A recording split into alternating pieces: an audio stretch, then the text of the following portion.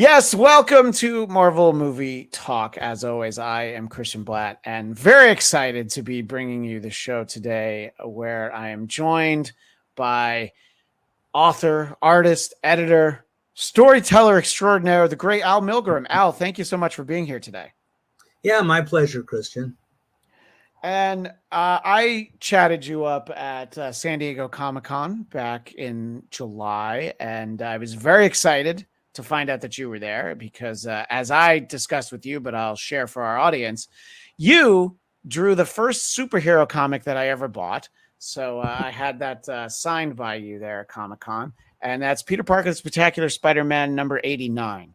It's not the first comic book that I bought. I'd been reading the Marvel Star Wars book for a few months there, and I'd always liked Spider-Man from Saturday mornings, and it's kind of an interesting time to jump into Spidey. It's right before Secret Wars. It's right before the black costume, and I have very fond memories of really all three titles from when I started reading, because at that point there was Peter Parker, Amazing, and Marvel Team Up, and Marvel Tales, getting the reprints of the original stories from Stan and Steve. So somehow I found $2.40 every month that I could buy all those Spider-Man comics, Al. Now you can't buy a single comic for that. No, I don't even think they let you look at it for $2.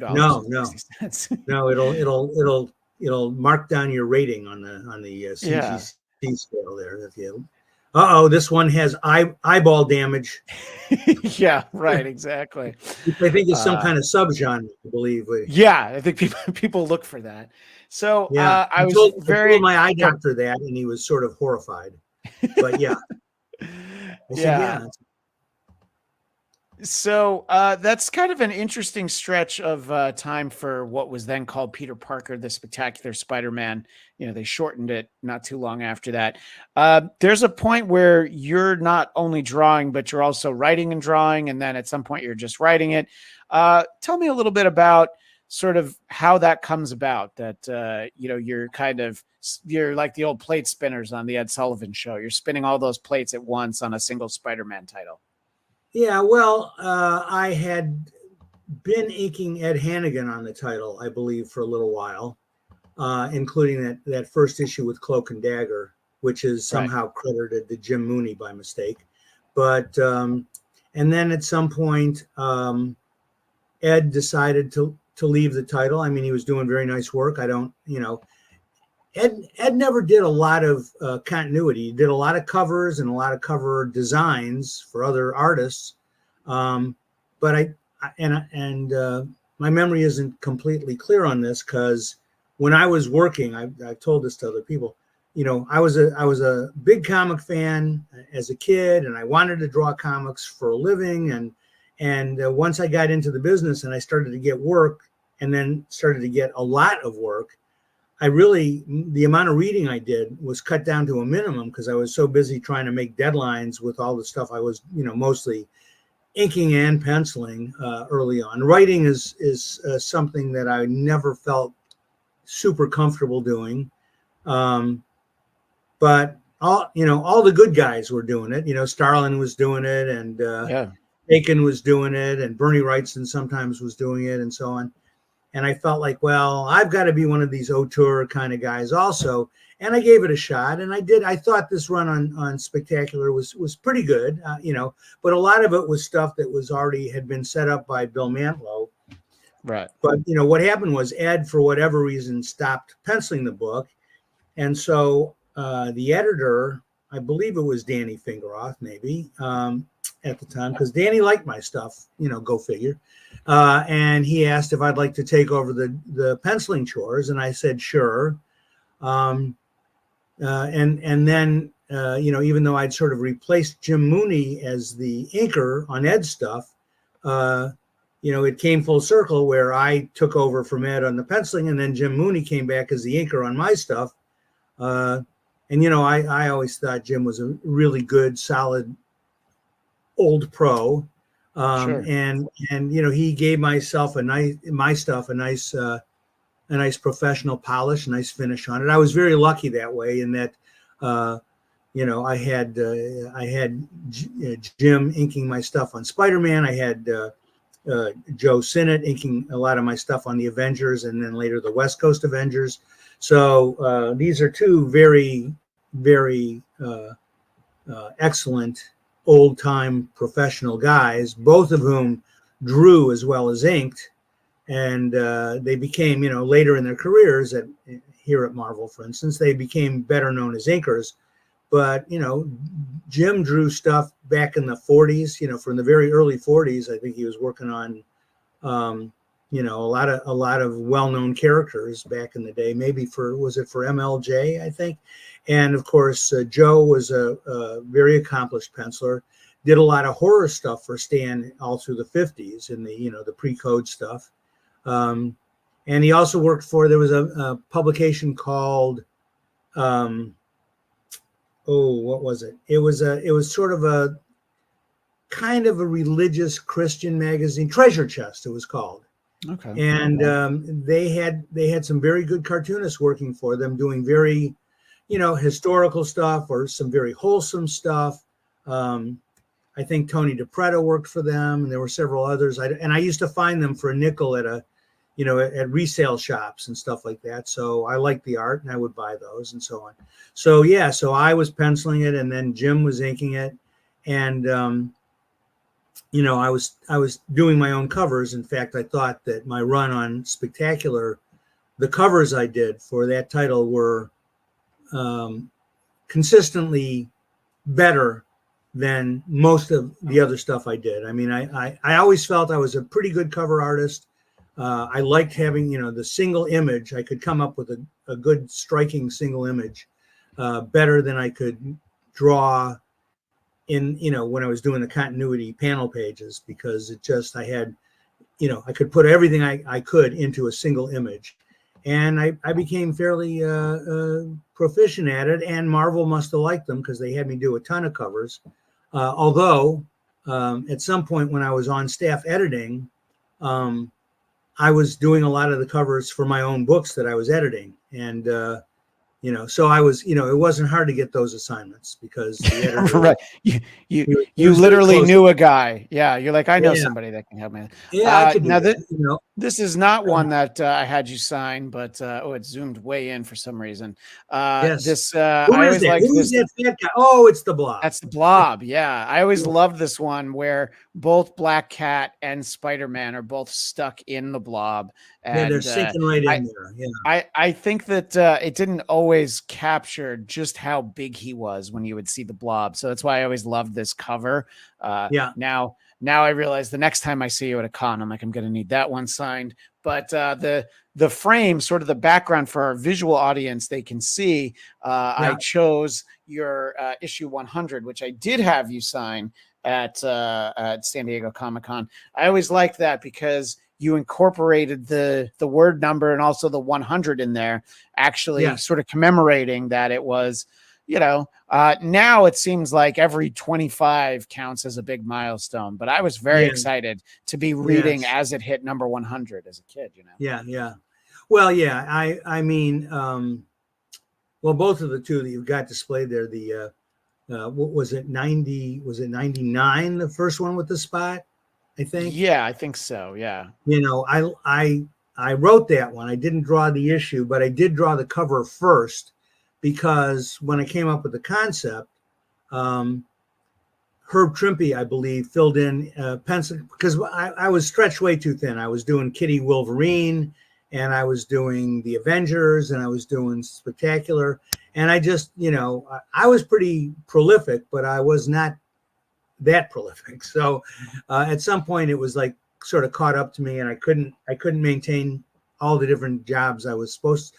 That so much, I was letting all those spinning plates fall and crash to the ground, basically, that you mentioned earlier. So, well, yeah, and that's no way to get back on the Sullivan Show, Al. If you let all the plates break, they're not going to have you back. Yeah, Ed hates broken crockery. So, yeah. So anyway, I am actually the sole creator of the spot, because I wrote the issue and I drew the cover, to basically show Herb how the character worked. It's like, well, this is what he can do. He can put different parts of his anatomy through these dimensional holes, and wherever they come out, it's beneficial.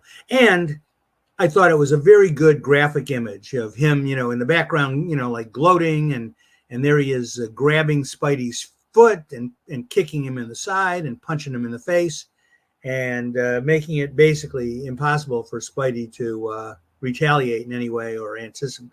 Even with his spider sense, he couldn't anticipate where the next limb was coming from. Yeah.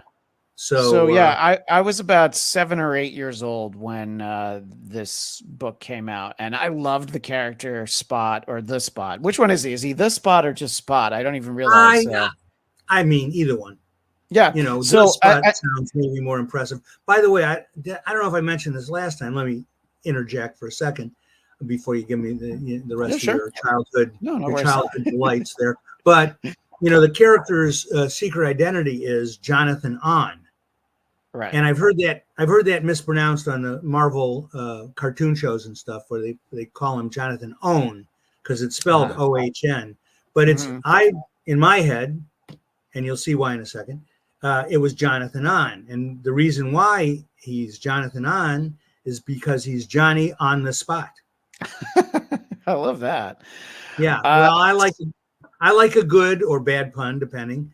And being editorial, and nowadays when I go to shows, I have a couple T-shirts that read Convention Al. So I'm conventional, I'm editorial, and I'm sometimes comic Al. So I'm all these things and so many more. But yeah, so so Johnny on the spot. On the spot. No, I never realized that. Yeah. Yeah, nobody does, partly because they always mispronounce it. I don't know if they pronounce it, or I haven't seen the Spider-Verse movie yet where he's in it. But I don't know if they refer to him as Jonathan On or Jonathan Own. I don't remember if they do. Yeah. Yeah. Well, let me clarify it here right now. And I tell people at conventions, I'm trying to get the groundswell support that I need to make them understand that it was an intentional pun on my part, and shame on me, but I like it and I'm keeping it. So let them know it's Johnny on the spot. So you mentioned editorial. Yeah. And in a little bit, we'll take a look at some samples of commissions that you are offering and some you've done in the past. If anybody wants commissions from the great Al Milgrom, just email editorial, so editorial, but editorial at AOL.com, and they can contact you there. And I saw you working on some great ones when I was there. I did want to talk to you about the Spot. I did really like that character. Okay, sure. Go ahead, Christian. Yeah. Yes. And if you do write me at the email address there, which is correct, although I don't think any of it has to be capitalized. No, I just wanted it to stand out on the screen. I did. Yeah. I'm afraid if you type it that way, it may not go through. So you can use all lowercase letters, including the AOL. Right. Thing. But exactly. You probably can. Yeah. If you would be kind enough, if you write to put in the subject line, I want a commission, or I saw you on Christian's podcast, or something like that, just so I know it's not somebody sending me a virus. I'd appreciate that. Right. Yeah. Now exactly. Continue so as a kid, the Spot was like kind of the perfect character for me because I thought he was funny, and I remember sort of issues later, he shows up and he's kind of embarrassed picking up all of the dots that make up the spots that make him up. And he didn't really turn up much. I know he was on the animated Spider-Man series. So when he turns up in Spider-Verse, I'm like, oh my God, I can't believe that the Spot is in this.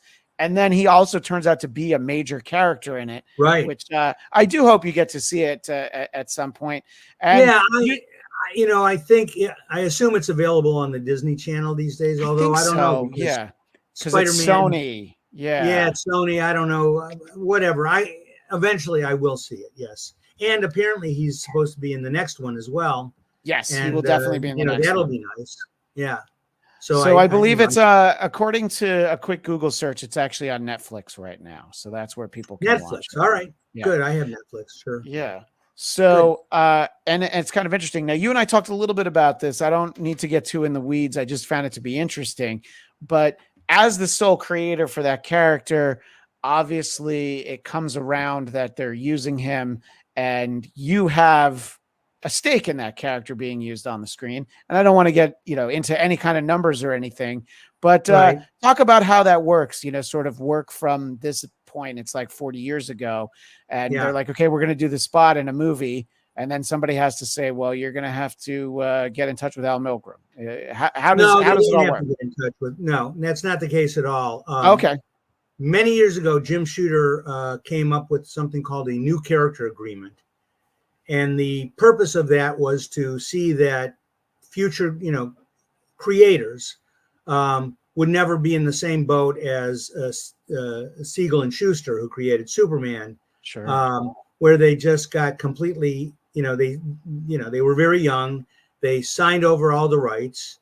And then for a while, they had a sweetheart deal with DC, but then they sued over the rights to, I think, Superboy, and maybe some aspects of Superman. I'm not completely familiar with the details of the case. There are, historians out there who can tell you, but they basically ended up losing in court and then being completely exiled by DC. They could no longer work at DC. They no longer had any interest. I believe what I heard was that they were getting very high rates to produce the Superman comics, and they were like farming most of the work, if not all of the work, out to other writers and artists. But they would keep the lion's share, and they would pay these guys a working rate, whatever the current rates were, but they were skimming a big chunk off the top.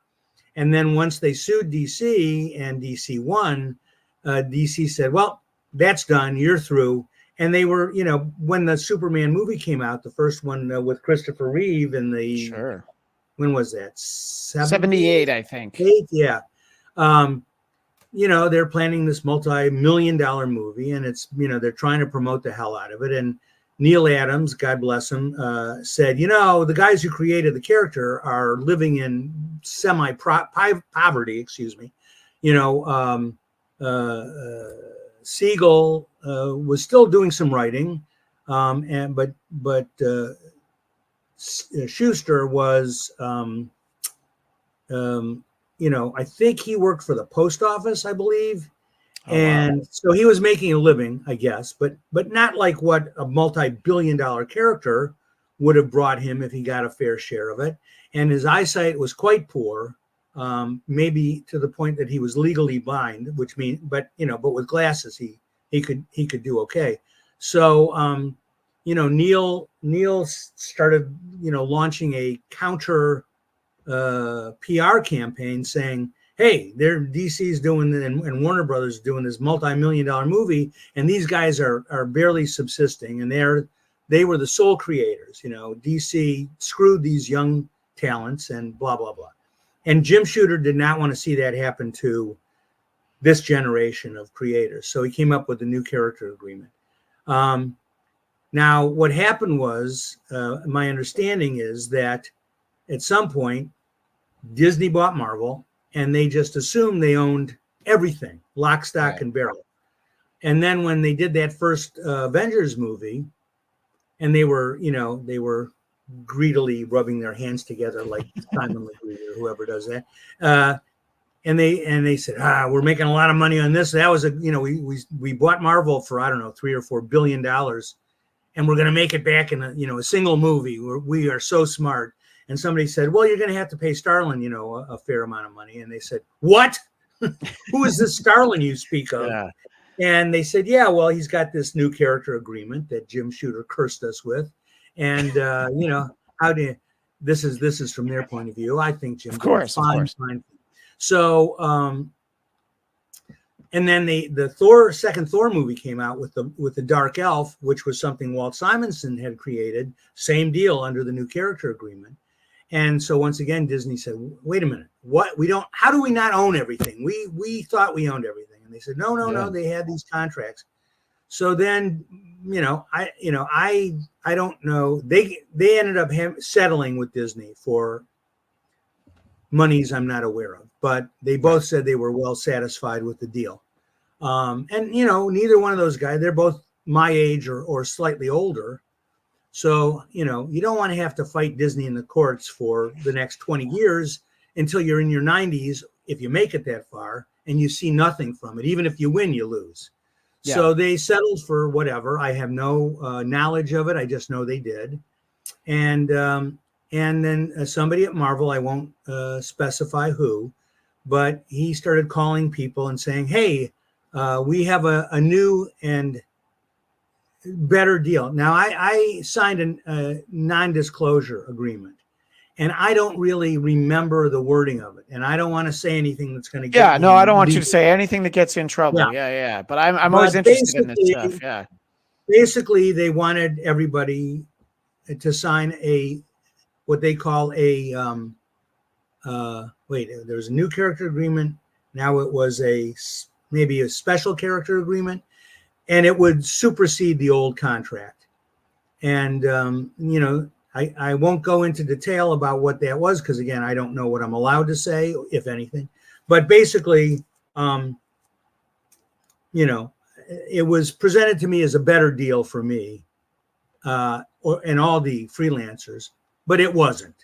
But it was the best deal I could hope for. And at the time, I was frankly pretty broke, and I needed money, and there was a settlement involved. And none of my characters were in any movies yet. Starlin and Simonson were lucky in a way, because they went ahead and used their characters without realizing that they still had a vested interest in them. So now they're trying to retrofit all the rest of the freelancers. I have no idea how, I assume it's all the freelancers. So that means all the writers, pencilers, and I don't know. I guess inkers are not a part of that mix, because, they're not considered as creative.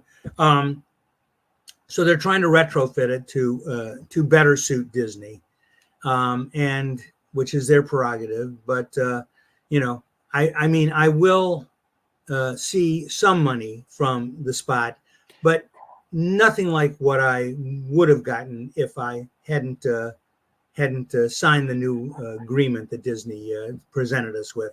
But again, I was very, very short of funds at the time they contacted me, and even then, I had to hire a lawyer in order to leverage any kind of cash out of them. They just called up and said, well, you should sign this. It's better for you. And I said, I don't think it is. And they said, well, trust us. It is. There was more going on there that I'm afraid to give details. No, and that's fine. And the whole point for me is that it's good to know that when people create these characters, I doubt that you were thinking like, oh, I'm waiting for my payday on the spot. Whereas Jim Starlin might have figured, one day Thanos is going to end up in a movie and they're going to come calling, but the spot is not necessarily somebody that you would expect that for. Yeah, and even Jim never, I think, expected Thanos to be a big deal. It's just that, Jim and Walter are both very good friends of mine. I've known Jim. We went to junior high school and high school together, and Walter and I roomed together shortly after we both moved to New York. Yeah, you also lived with Howard Chaykin and Bernie Wrightson, right? You guys all lived in the same building? They were in the same building. Walter was in the same apartment. I had a 2-bedroom apartment, and Walter had one of the bedrooms, and I had the other one. But let's be honest. Walt and Jim are, they're like creative geniuses. I mean, just based on their body of work and their creativity, and they're both excellent writers as well as artists, and so on and so forth. I don't consider myself in that class, in that category. Ultimately, I've been a little surprised. I mean, the spot, when when I first introduced him, I believe Marvel thought he was horrible, terrible, not a good creation, and they made fun of him. And they had a group called the Losers Legion or something. They had a bunch of villains they thought were just like the most ludicrous, pitiful villains you could possibly come up with, and he was in that group. I remember seeing a book that he appeared. I think I inked a cover by I can't remember some very good artist. I remember thinking, but who was it? Don't remember. But I did ink a cover where the Spot appeared, many years after I created him, and or at least several years. But I had no delusions that these characters of mine were going to be remotely big time. And then there was an article in, I think it was Entertainment Weekly, where they had a little thing about the Spider-Man movies, and they had a list that 10 villains we'd like to see in upcoming Spider-Man movies, and they mentioned the Spot. They liked the Spot, and I said, "Oh, isn't that nice?" But of course, that doesn't mean anybody's going to ever actually use them. But ultimately, obviously, they did, and they used them on the cartoon show. I don't know if I ever got paid anything for that. I've got to pursue that. But I don't like dealing with lawyers in any way, shape, or form if I can avoid it. And also, and this is probably not known by many, but I'll put it out there. In the Captain Marvel movie, Marvel invited me to the premiere, and I wrote back and I said, well, that's very nice, but I'm not going to take a plane out to Los Angeles to see a movie, because that'll cost me a fortune just so I get free admission to the movie, and I'll see it when it comes out here, my local neighborhood theater or something. And they said, oh, no, we'll pay your way. And I said, oh, well, that's different. Yeah. And we'll and you can come, and you can bring your wife if you like, and we'll give you an amount of money which you can use for other expenses like hotel and meals and stuff like that. So basically, I ended up getting a paid vacation to go to LA and see the premiere of the movie and walk the red carpet. Not the real red carpet. They had a red carpet that had like the little felt ropes dividing the movie people from the comic book people. The comic book people, and I thought they were sort of doing it because I assumed it was because I drew Captain Marvel, the old male Captain Marvel, after Stalin's book. But it turned out I was contacted by Scott Edelman, who was a writer and worked up at Marvel back in the day, obviously. And he said, no, Al, we have a character who appears in the movie. So I said, we do? And he said, yeah, it's this Captain, what was it? Dr. Min-Irva. Minerva, but Minerva Irva. Yes, of course. Yes. So she was a blue-skinned Cree. I had no recollection whatsoever that I had co-created with Scott.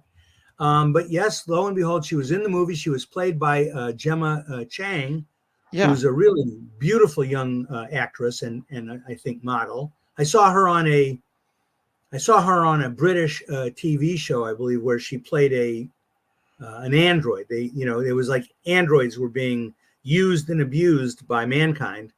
Oh, surprise. Yeah. And they had become sort of self-aware, and they didn't want to put up with it anymore. So, they were using them for, household labor or manual labor, and in many cases, sex workers or sex toys, if you will. So I was aware of her, but here she's playing a character I co-created, and that was exciting. So I don't know if I got any money for. I must have. They may have. They very rarely send me any accounting sheets, which is something I call up periodically and say, I haven't seen any accounting sheets since the Spot's been in this movie, and then they'll send me one, and then it's. I find it very difficult to understand the way they document it. I was supposed to talk to a guy at Marvel who was going to explain it to me. He called me a few times. I called him a few times. We never were available when the calls came through. What's this now? There's the original Captain Marvel or a later. Yeah, well, that looks like Minerva in the Captain Marvel suit. And is that her? Why would Yeah. she wear a Captain Marvel suit? Well, that's what I don't know. I was trying to figure it No. out, and then I realized that instead of reading the word balloons, maybe I'll just put it up on the screen. And of course, Yeah. Gemma Chan was also in the Eternals movie, so Yes, she was. That's right. she got to That's double right. dip and play a couple of characters. Yeah. So Well, no, it's good. It's her and Evans, who got to be the Torch and Captain America. yeah, right, Yeah. exactly. You have a few Chris of those, Evans. Yeah. and Josh Brolin got to be Thanos and Cable as well. So you have a few of those people that get to be a Yeah, couple and of things also right away. Jonah Hex, wasn't he? Oh yeah, you know what? I forgot about the Jonah Hex movie. Yeah, Everybody absolutely. does.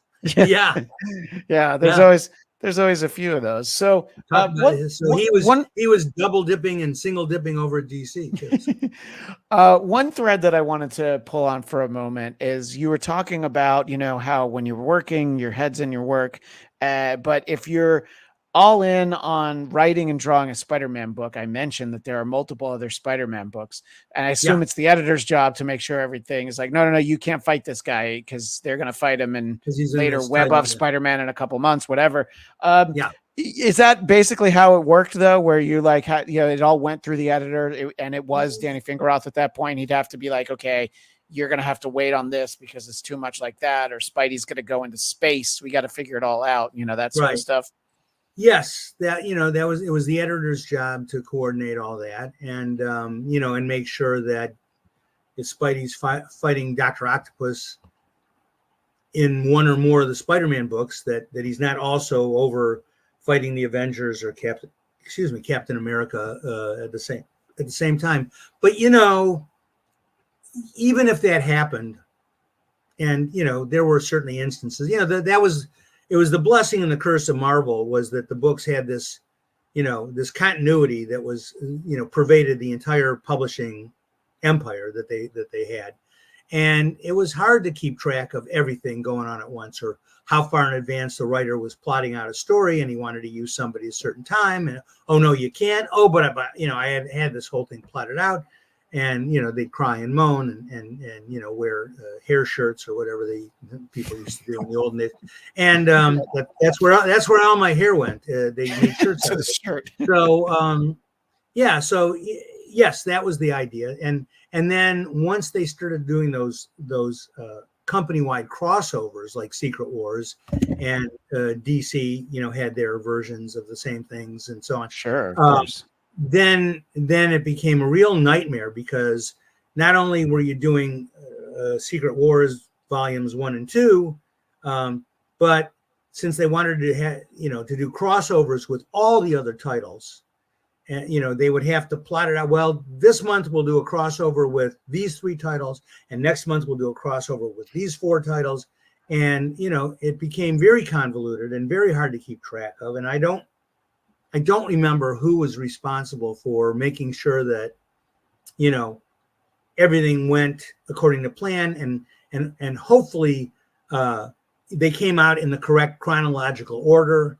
And I know there were at least a couple instances where they screwed that up somehow. It's like, oh no, this issue is coming out the month before. It was supposed to come out the month after.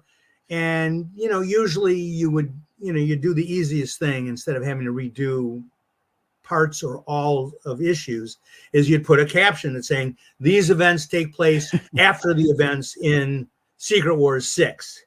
And you go, oh, okay. So, if you wanted, you could put the book aside until after Secret Wars 6 and Captain America 372 and the Incredible Hulk, 595 all came out. Or you could read it when you bought it off the stands and then, hope your memory would put the pieces in the right chronological order. Yeah. No, and I know that sometimes, just shipping and all sorts of things can get in the way. And there's this weird little tidbit where the X-Men character Gambit appeared in an X-Men annual that actually came out before his first appearance. So really? Yeah. Depending on the shop you go to, depending on which one they have more copies of, they're going to tell you that the annual might be the first appearance of Gambit, which technically it is, but it's not the story that introduced him, which is Uncanny 266. So yeah, and I remember I'm like, who is this guy? And I was like, I must have missed something. And then he's introduced, and you're like, all right, I don't really know. So yeah, it's kind of interesting. You did mention, it's funny that you said Secret Wars 2 number 6, because I wanted to talk about, this was a book that I had you sign when I was there, a Okay. character that very well could end up in a movie. And if he was, you probably wouldn't be allowed to talk about it. But the Beyonder, who in Yeah. Secret Wars didn't have any kind of form, you know, and Yeah. so this is, I think, 1985, 1986. So he has sort of a very 80s presence. I think if they had made a movie with the Beyonder at this time, the only person who could have played him is David Hasselhoff. Now I think there's more choices. He's kind of But got a Hasselhoff. he already played Nick Fury. Yeah, that's true. But I think Marvel would like you to forget about that one. Kind of like Roger Corman's Fantastic Four, Yes, and that Captain America movie somebody made. Yeah, a guy named Matt Salinger played Captain America in that movie, and I have a friend who loves that movie. I don't know who the director was. Yeah, you know what? I started watching it on cable one time. Yeah, and it was horrible. And I said, I don't think I've got the energy to sit through this whole movie right now. It's so bad. I'll watch it in pieces. And it never came on again. I think they aired it maybe once. And they never aired the Fantastic Four movie that Corman did. I got a bootleg tape of it or disc. I don't know if I've got any device that I can play it on, unfortunately. So but yeah. From those humble beginnings. Yeah. Who would have ever imagined Marvel would have these multi-billion-dollar franchise movies come out? I mean, it's just the turnaround was very impressive, I have to say. Yeah. And I as a longtime Marvel comics fan, I thought they did it right. I thought, they introduced Cap, and then they had Iron Man, of course. Yeah. But then they started producing their own movies. That was the beta test, I guess, was, why can't we produce our own damn movies? And after having already rented out Spider-Man and the X-Men, their two biggest franchises, went to other movie studios. And then they said, we could do this. And they proved that they could. And they had a remarkable run of success. But they did it just the way Stan and Jack did it, was they introduced the individual characters in all their own standalone films. And then they formed the Avengers, and they had the team film. And it was just like the way they did it, more or less, back in the 60s, with the individual characters having their individual titles, and eventually all teaming up for the team book. So I thought those movies by and large were extremely well done and very entertaining, and somehow they seem to have captured the magic formula. But since then they've struggled a little more. I don't think the Eternals was a great movie, and it was hard to identify with any of the characters.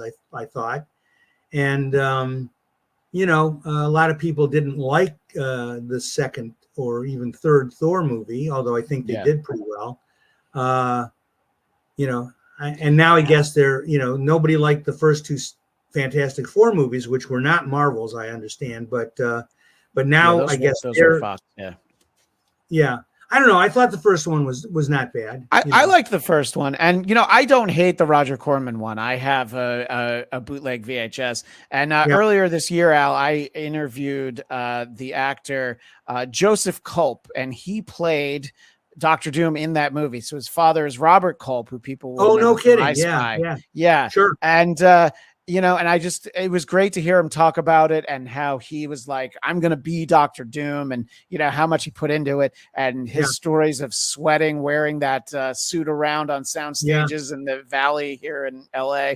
And I have a little bit of a soft spot for that. The Captain America movie you mentioned, I have a much smaller spot for, because it was mostly just a thing to ridicule. The director's name is Albert Pune. He did a couple of other movies, including Cyborg.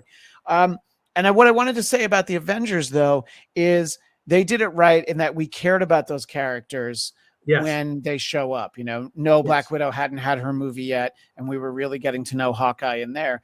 But obviously, seeing the success of Avengers, somebody over at Warner Brothers was like, we got to skip a couple steps and jump right to a Justice League. Right. And I think there's a lot of problems with that movie, but I didn't care about the characters as much as I did Yeah. about the Avengers, you know? Yeah, I agree. And I also thought the Marvel movies were leavened with a good, but not overly ladled on their humor, elements Yeah. of humor, which I think really help. The stuff is super serious and it's an invasion of Thanos and these aliens, and they're knocking down buildings in Manhattan, which of course, was what Jack Kirby used to always do.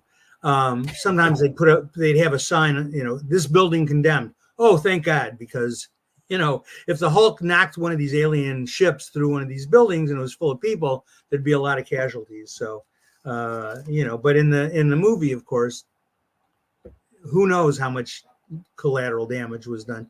But that scene that I still remember maybe most clearly from that first Avengers movie is where Loki's going, you stupid, ignorant mortal, I'm a god. And, the Hulk grabs him and just goes bang, bang, bang, bang, and slams him against the ground. Yeah. And he's just completely knocked for a loop. And, the Hulk goes, stupid god, and it was funny. And, it was, yes, that's exactly what the Hulk would have done. And Loki should have kept his fat mouth shut for yeah, he thought he was just dealing with an Earthman, but he was dealing with a very exceptional Earthman.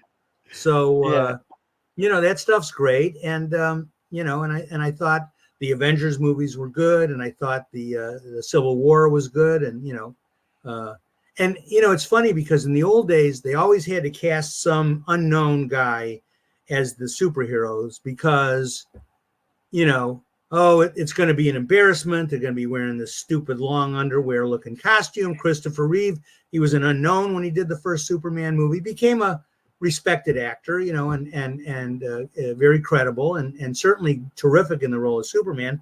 Although the Superman movies, it was a law of diminishing returns. I think that was true of the Batman movies too. It's like the first one was really good.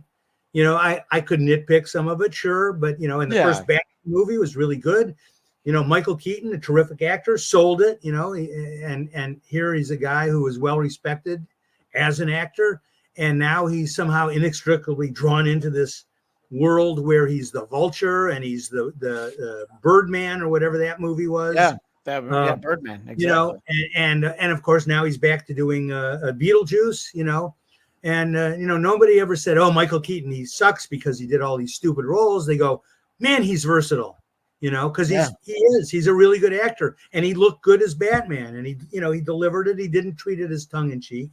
So, but now you got Robert Redford in a Marvel movie. You got Samuel L. Jackson. I think he just calls up people and says, "Look, I want to be in every big movie ever." So I'll play any role you like. He's in all the Tarantino movies, and he's in the Marvel movies, and he's Nick Fury, and I have no. He's the voice of Garfield's father in the Garfield movie that came out. I didn't know Garfield still had a father. Well, God bless him. I'd never seen his father before, but No. they introduced him. No. I took my kids to see that, and I go, "Well, I hope Sam Jackson doesn't use any of his favorite words in the Garfield movie." And spoiler, I'm sure he did not. He knows where. Samuel L. Jackson knows where to draw the line. But Sam Jackson, he's a Jedi as well, so he really gets to be he's a Jedi. And then in that Kingsman movie, he played this very odd lisping mega villain who was going to take over the world. Oh yeah, or destroy it or whatever. I don't even remember what his motivation was. He going to destroy half the world, or was he like Thanos? I don't know. He had an evil plan.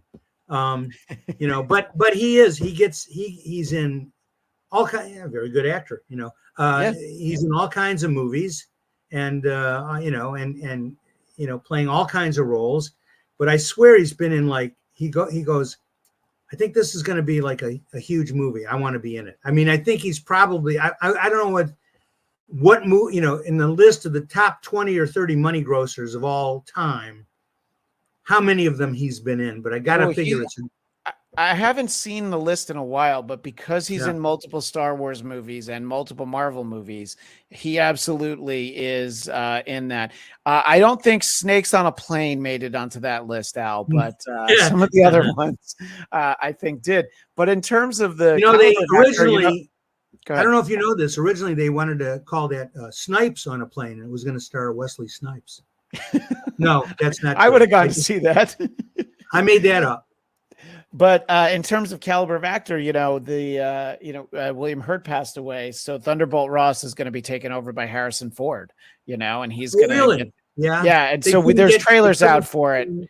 They couldn't get Sam Elliott. I mean, he had the mustache, and in the Right. in the trailer for the movie, he does mention that he said, because he's president in this movie, so he Oh. said, they told me, because that's who you want to be your president, Al, is Thunderbolt Ross. But Yes. but he's like, well, they told Eisenhower me made it. shave the mustache. Well, that's true. And people liked Ike. I know, because I've seen the pins. Teddy Roosevelt made it. That's a great point. Guys. Yeah. Yeah. Anyway, so in the commercial, he says, Washington. Yeah. Washington, yeah. In the commercial, he says, they told me shave the mustache or lose the election. So that's why they explain. Because I can't imagine Harrison Ford with a mustache. It just wouldn't, not at this point in life. I don't know. Do it now. I can't picture it, but I'd like to see it just to have a choice.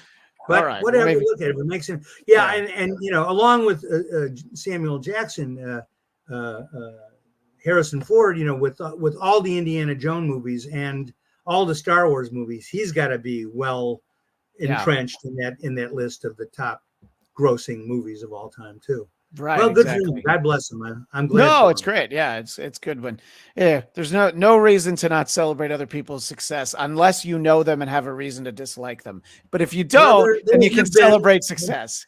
Yes, there have been some of those. Yeah. And by the way, speaking of, I just mentioned Wesley Snipes and of course Samuel L. Jackson, but I of course just passed away the voice of James Earl Jones. Yeah, James Earl Jones, the voice of Darth Vader. I was going to list his credits first, but yeah, he's been in a lot of great stuff and was a terrific actor, and God knows a terrific voice actor. I mean, those pipes, man, those pipes. Yeah, we're gonna miss him. I don't think anybody would have left CNN on if it weren't for James Earl Jones reminding you that this is CNN, So if it wasn't for that, I missed that, except for James Earl Jones doing what? Oh, I was just saying, because he was the voice of CNN. So imagine where CNN would have been without him. Who knows if it would have lasted a cable news channel? I don't know. So I wanted to circle. Go ahead. Yeah, after watching the debate the other night, I don't. Oh my goodness, yeah. I don't know who would stay on watching that. It was a very long, tedious debate, and I'm not going to voice my political opinions. No, but in your time zone, it started at 9 o'clock. In my time zone, it started at 6. So it made sense for me to watch it. But if I were back east like I used to live, I probably would have gone to bed. I don't think I would have needed to stay. No, I have very low tolerance for any of those political things, especially if they go on over. If it's more than an hour, I'm hard pressed to be able to stay with it. My wife was very interested, so we watched it from the very beginning to the very end. But I probably about halfway through, I would have, switched over to something I had on the DVR or a game show or anything remotely entertaining that, because that just gets me pissed off. And they should have it in the afternoon on like a weekend, because who wants to go to bed angry, Al? Yeah, exactly. Yeah, a lot of that made me very combative and intensely angry at one of the candidates, and I don't need that negativity in my life. I've got enough problems. Things are going generally pretty well, but I don't need to. I have a friend who he says, he and his wife and me and my wife, we go out for dinner every Friday, and we they're talking about what somebody said and what somebody did, and it's all this political stuff. And I say, who's this now? Which one's that now? And they go, Alan, don't you watch the news? And I say, no, because it would just get me aggravated. I don't need the aggravation. And I honestly don't think that me being invested in it is going to change anything. Yeah, I'll vote, but keeping up with every little, politician who's done something stupid or illegal or insane, I don't need it. I'm trying to, I've had heart problems. I don't need any extra aggravation in my life. So Right. Well, that's why I'll bring it back to a candidate that everybody can agree on, and that's the Beyonder. What I wanted to ask about him was he didn't have a form until Secret Wars 2. right. And obviously, I know that it's almost 40 years ago, but do you Yeah. remember anything about deciding, like, well, what would this guy look like if he were to take on a human form? Because he's sort of one of these all powerful beings. Right. And did you have any inspiration of, he would look like, I said David Hasselhoff, but I feel like there's probably a longer list than that of people that might Well, look I don't remember if I remember at some point Jim Shooter was asking people to draw a character in the Superman pose, where like his hand, his fists on his hips, standing there, chest thrust out, looking like a superhero. And I did one. I don't remember if I designed this jumpsuit thing that he's wearing. right. Jim may have described it in the plot. I really don't remember. I know I had nothing to do with the armored suit. I think that might have been John Byrne who designed the armored suit with the Beyonder in it. With the giant. Yeah, that kind seems of. like something that he would design. Now that you say It does. But he was a Marvel guy. I was a Marvel guy. Yeah. I might have come up with something along those lines. I don't remember. So I do, but certainly the kind of like, when did this book come out again? In the what? I think 80s? 85. Yeah. Yeah. So that was probably the disco era. So this could have been inspired by John Travolta, or the mullet was popular in those days. Why? I don't know. The phrase "business in the front, party in the back" didn't convince me of anything. I thought it was a horrible, and of all things, they gave Superman a mullet for a while, and I just went, why, and also how? Because I don't know. I never did. They used to explain why or how he got his hair cut. Yeah. I think there was one incarnation was that he used a mirror and his heat vision to burn off the hair, where it was getting unruly. Yeah, I don't know. Is that John? Is that? I think that might be John. Obviously, other people 'cause would have drawn him, but I wanted to just get I don't an know, image of but him. I don't know. I don't know if that's his inking though. I don't know, or it could be Ron Wilson. I don't know. Anyway, that's probably John. Anyway, so why would Superman of all people suddenly decide to follow the latest trend by growing his hair long in the back? Well, and what I remember about that, it was after the death of Superman, and then he comes back and he has the mullet, and it was like, well, why didn't you just leave him dead? Don't give him such a bad haircut. Well, maybe the readers of that period thought, oh, this is so great. The Superman's keeping up with the times. If that's the way you feel about it, that's okay with me. I didn't like it. But I wasn't working on Superman. I didn't have a voice. My old buddy John Bogdanoff was doing a lot of those, I believe. And I have to say, they turned. Well, the story behind that was that they were planning the next year's worth of Superman stories, and they wanted to have him marry Lois. Mm-hmm. And then somebody said, "Oh, we can't do that. They're doing that on the TV show. The Lois and Clark." Right, show, sure, yeah. Which I thought was one of the more clever titles of any TV show of all time, by the way. Yes, because Lois and Clark was a great title. Lois and Clark, very clever, I thought. Kudos to some writer out there, whoever you may be. And so, and what's the new one now? What is that called on the CW? I think it's just called Superman and Lois. Yeah, and it's embarrassing because the dad of one of my son's friends is a writer on it, and I don't even know the name of the show he works on. Now that I'm put on the spot, I'm not going to send him this interview, but I believe it's called Superman and Lois. You're uninvited to the birthday party now. I probably am. Yeah. Yeah, Superman and Lois. Yeah, Superman is funny because it sort of gives away his identity. But what the hell? Yeah, exactly. And I understand that show's coming back, but they're trimming the cast to save money. So that's Yeah, kind of feel there's bad. a lot of that going on in Yeah, TV and elsewhere. Lots of trimming budgets wherever they can. Unfortunately, because as I was telling you before we started, my wife is a TV writer, so yeah, I take all of that stuff very personally. But personally, sure. yeah, but we can Oh, talk about. Go ahead. well, briefly, let me say that although I had some, ultimately, when Marvel wanted to buy me out of all my created characters, they sent me like 2 typewritten sheets. There were like about 100 characters, most of them, you know, civilians, supporting characters, things like that. The Spot, was on there. I guess Minerva was on there. Um, but meanwhile at DC, they have a deal where you share in the profits, and they didn't try to claw back any of the your end. So I actually have made some royalties at DC on Firestorm, who appeared on the Flash for a short period, and then in what is it? The Future Legion. What was it? Oh, Legion. something of Here. tomorrow, right? Yes. What was it? Legends of Tomorrow, was that it? Legends of Tomorrow, not Yeah, Legion. yeah, yeah. Legends. He was on that show, and of course, Killer Frost, who was my one of my earliest Firestorm villains, appeared on the Flash for the vast majority of the run of the show.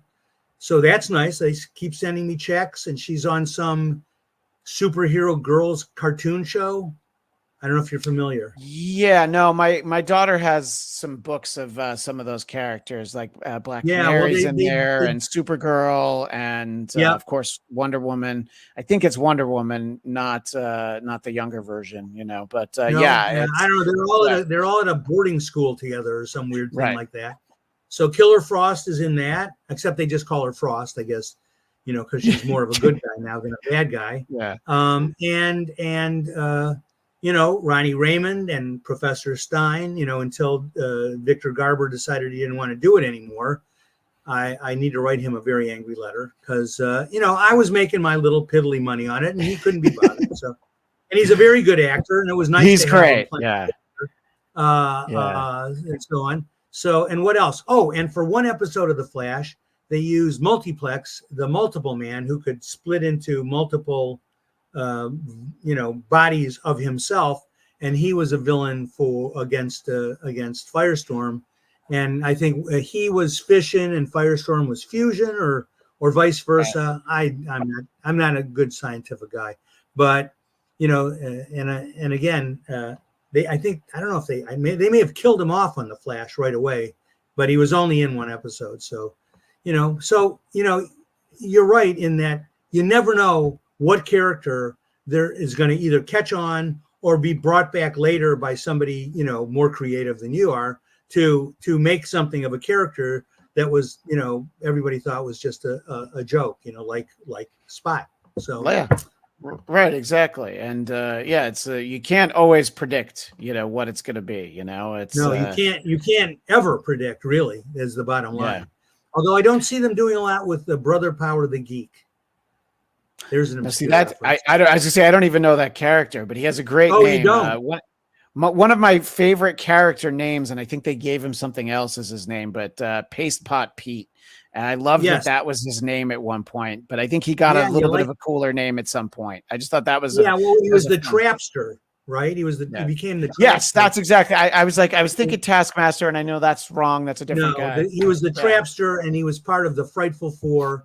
But yeah, Yes, that's right. Stan never met a good alliteration that he didn't like. So, No. or maybe it was Kirby. It might have been Jack. Paste Pot Pete gets you popping. Yeah. Yeah. Well, of course. I mean, huh? Go ahead. Finish your thought. I'm sorry. Oh, a terrible. He carried around a little pot of paste, literally, with him that could stick anybody to anything, and so it just seemed like an awkward and messy super villain. Yeah. And but you know what? I mean, I love that. I love when he appeared, and I think he was in Strange Tales, where the Thing and the Torch would do a team up every month, as a spinoff of the FF. and they alternately, had and didn't have secret identities. It's like, Uh, oh no, somebody discovered our secret identities. You don't have a secret identity. You never had a secret identity. The only one remotely in disguise was the Thing, because who the hell knew what he looked like as a human? yeah, that's true. And even Yeah. then, Sue gave him a helmet for about an issue, Oh, I forgot to about the cover up helmet. how Yeah. ugly he was. Yeah, yeah. Well, this stuff, I don't remember what I had for breakfast yesterday, but I remember those early Fantastic Fours so clearly. I mean, I'll tell you this: I think the first FF came out in '61, I believe, and Yes. I was 11, and I was really just starting to sort of outgrow the DC characters.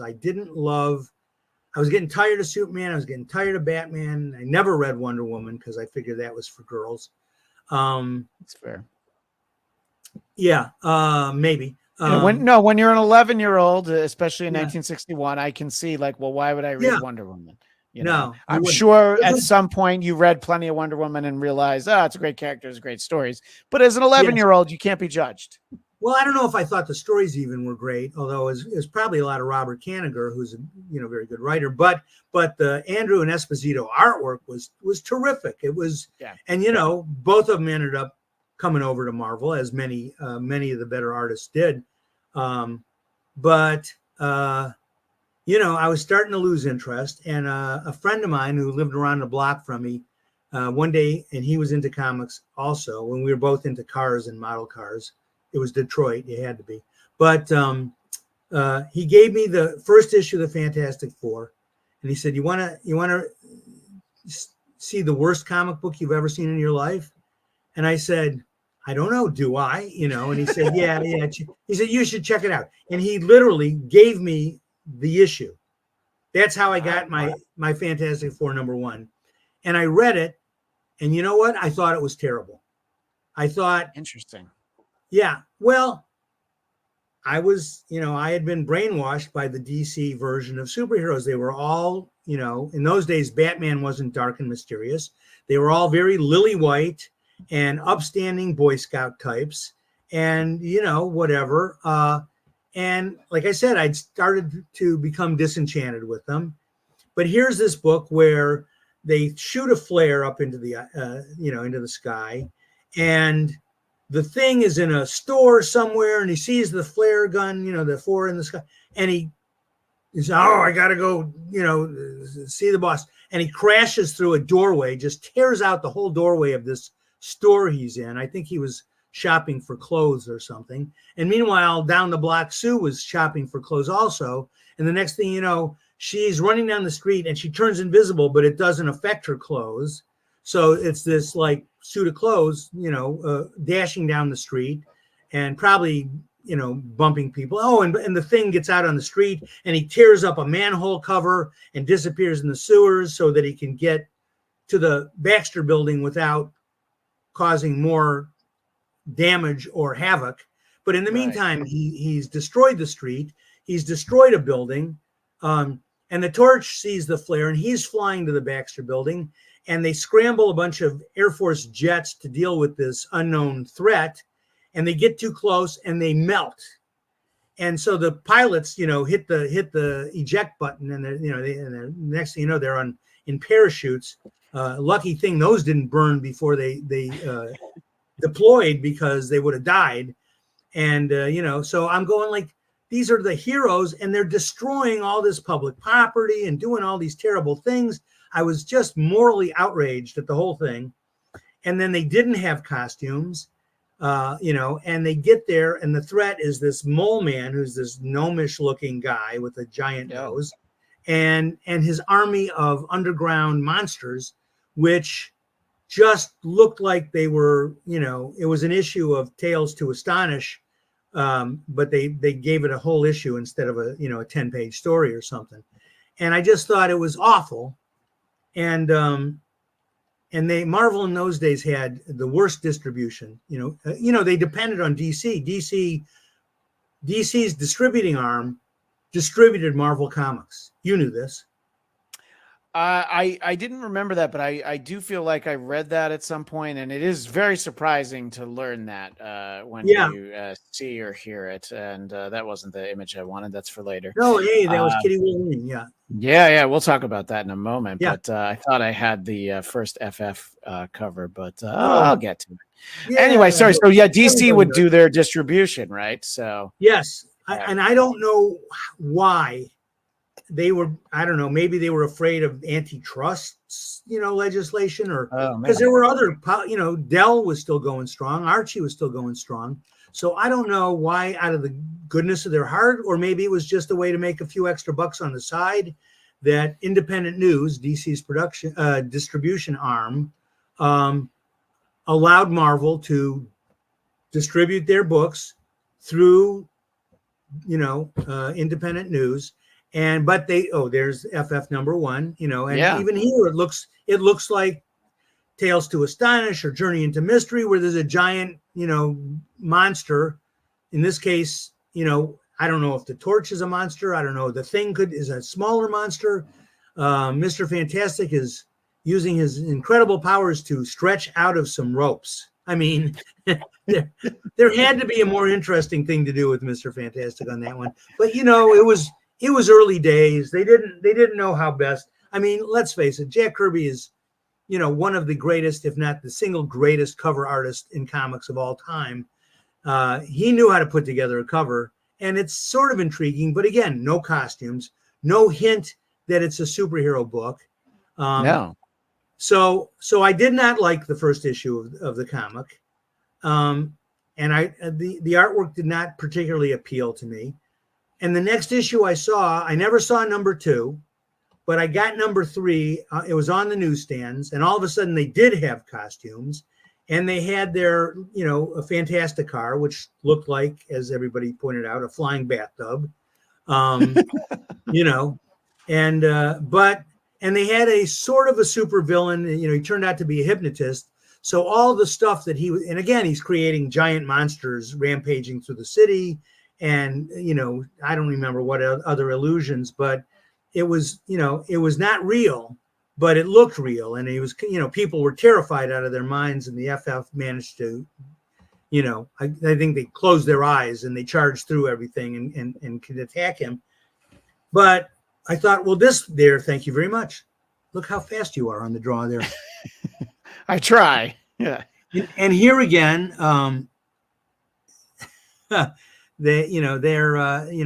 there's no threat, but there they are in their colorful costumes now. And the Torch, by the way, one of his hands is the wrong hand. I remember I noticed that his left hand is correct. His right hand is also a left hand. And I don't know if Jack drew it wrong, or maybe Sal Brodsky, I think, was credited with inking that cover, and he may have inked it wrong, or maybe just inked what Jack had down there. But yeah, you see where the thumb is. That is there I am. Where's my hand? Oh, well, that's my left hand, but maybe does this look like no, that's right. So anyway, yeah, so this hand is on backwards. His right arm has a left hand on it. That's all I'm saying. No, I'd never noticed that. No, well, now you can never look at it again without. No, I know I can't. And yeah, I've ruined it for you forever. Once again, I've fulfilled my purpose. Obviously, those characters resonated with people, and the momentum builds. And let me just say this. I then missed the 4th and 5th issues again because of the stinking distribution. Well, the 5th issue is the first appearance of Dr. Doom, so you missed that. And the 4th is the first, Silver Age appearance of the Submariner. Okay, right. But I did find #6 on the newsstand, and I bought it, and I thought it was the greatest comic book I have ever read. And to this day, it's up there. It's got that nostalgic, sentiment for me. And, this whole sequence where, Doom and Subby team up, and then, of course, Doom backstabs the Submariner, and so he's got him and the FF trapped in the Baxter building, and so the FF's powers are useless because Doom's got like a little spaceship and a magnetic gizmo, and he attached a little Campbell soup can to the bottom of the Baxter building, which, is so powerful magnetic traction that it draws the entire building out of its foundation, and he's taking it to outer space where the FF will inevitably die. So, Reed tries to stretch out and grab the spaceship, but the outer space is too harsh and he can't do it. And the torch tries to fly out there, but the atmosphere is now thin enough that he starts to flame out, and Reed at least can stretch far enough to catch him and reel him back in. And Sue's power is useless. I don't think she had the force field yet at the time. And the thing's going, well, my strength is useless, but I can beat the crap out of the Submariner. Yeah. And he's about to try at least. And Subby says, well, wait, we're all in the same boat now. Let's us be allies, because Doom betrayed me, and he's trying to kill you. And and so Reed happens to have a big tank of water on the floor in the bath, in the Baxter building. So Subby jumps in there to revitalize his power-based, water-based power, and puts on a helmet full of water. Reed just happens to have one of those handy. Isn't that convenient? But very convenient, yes. Yeah, very convenient. Well, it might have been an air helmet that he just, quickly retrofitted to use water instead. And then, Subby leaps out of the Baxter building, and he's going from there. Just fortunately for them, there's a meteor shower, and there's meteors coming down, and the Subby's jumping from one to the next, propelling him ever forward towards Doom's ship. And I remember this. It was a 3-panel sequence where Subby, you can see him, and he's stretched out, and he's reaching here. He's yelling, "Go!" And then the next one, he's closer, and he's going, "Go!" Where are my hands? There they are. And then the next one, he's real close, and and it's an extreme perspective, as only Jack Kirby could have done it. And he's like, "Go, go, go!" And then he catches up to Doom's ship, and he starts to crush, the outer shell of the ship. And I think Doom maybe sends an electrical charge, but in those days, Subby, could also use the power. He had the power of an electric eel, whatever that is. And I so, do remember that. Yes. And so he sent the charge coursing back through the ship, and he stuns Doom, and he gets there, and they turn the ship around. Doom might have leaped out to save himself. So Submariner turns the ship around and takes it back down to Earth and plants the Baxter building right back in its excavation hole there, in its foundation. Now, I got to assume that every water pipe and every electrical outlet on the building was torn loose and would take extensive repairs to get it back to working condition. But never mind. Well, that's in New York, the Pipe Fitters Union. I'm sure they were right on top of the job. They had their best. We'll get to it next month, So anyway, but the bottom line is that I loved the hell out of that issue. I thought it was so fantastic, literally, and great. And now I was on a quest to find the issues I'd missed, which I ultimately did. I bought an issue, a copy of number 4 in very poor condition. I think I paid the guy. He was, an acquaintance of mine at Hebrew school.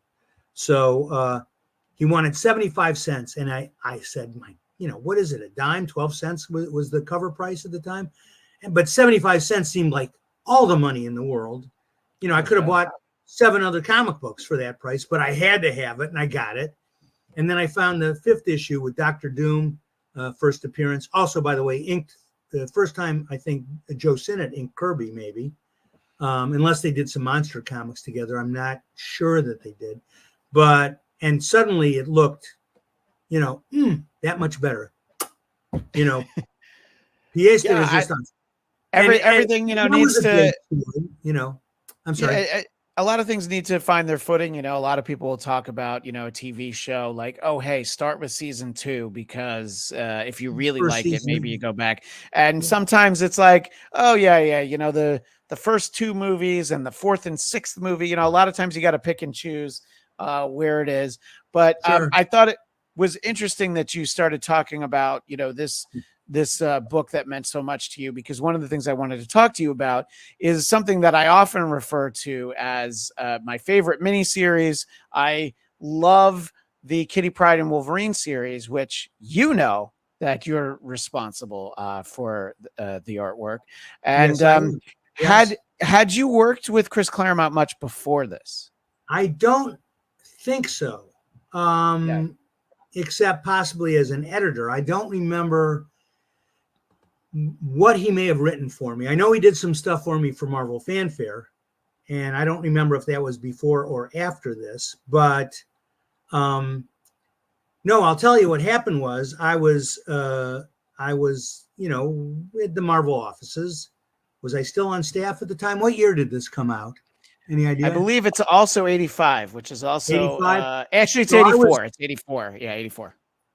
I was I was on staff from I believe 78 till 83 or 4.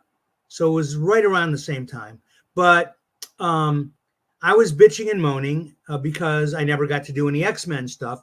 And by this time, they had instituted the policy of paying the creative guys a percentage of sales.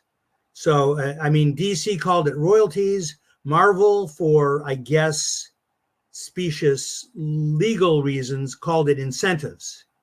Okay, So if a sure. book sold well, you could make many times your page rate in, I'm going to call them royalties because people know what those are. Sure, absolutely. You know, and so I was inking X Factor, which was one of the lesser selling but still healthy X titles.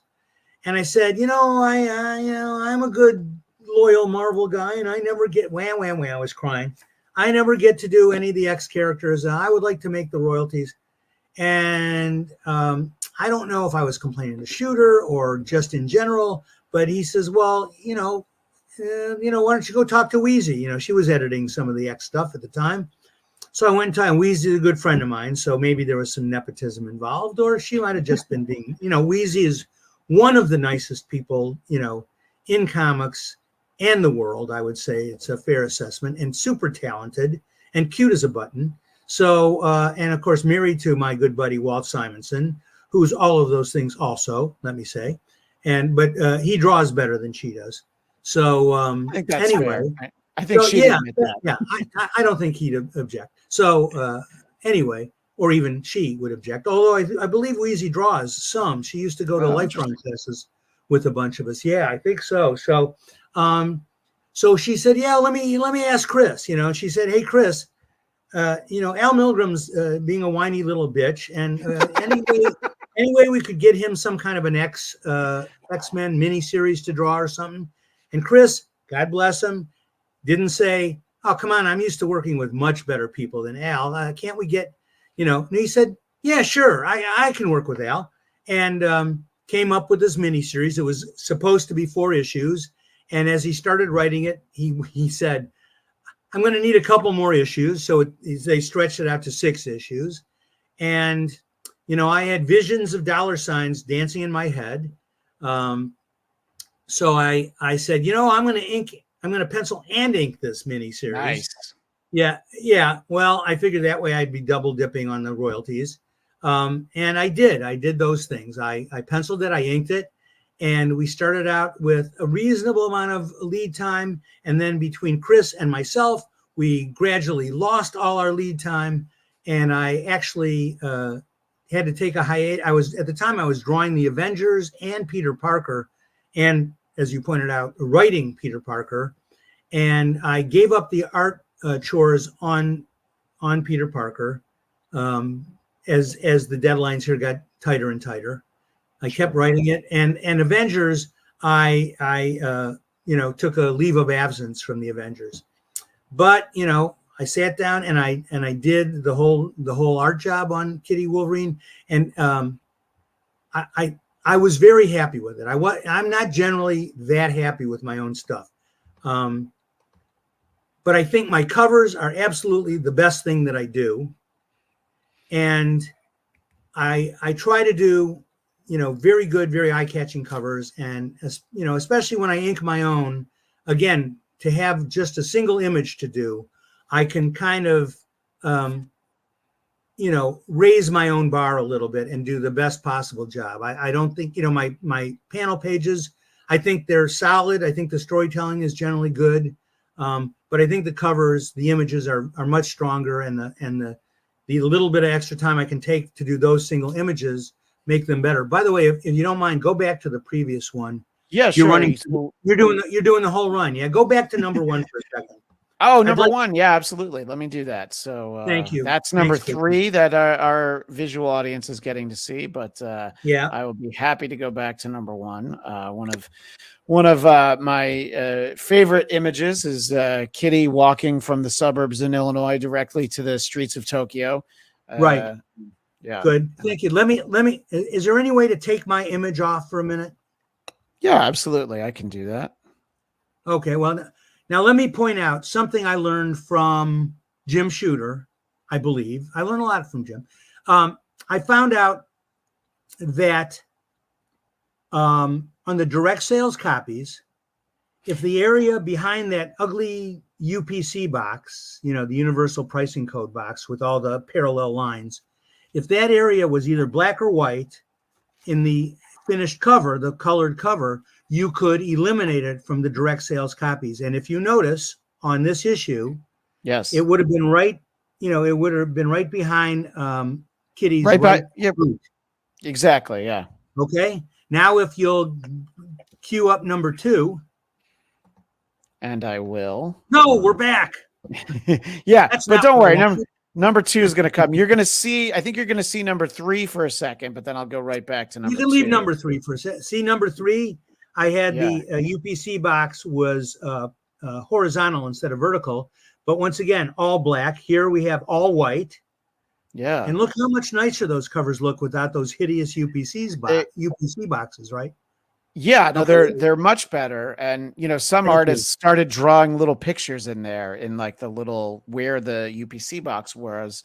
And I always, when I was able to get, when I stopped buying all my comics on the newsstand, I was very excited for direct editions because I'm going to hold up sort of at a weird angle. My issue 5, there's the ugly barcode. Yes. And issue 6 also has the ugly barcode there. Ugly barcode, yes. Yeah, and no. Wait. Show me number 6. Okay, I might need to turn off my my background for a second. Turn off our screen. Turn off our pictures for a minute.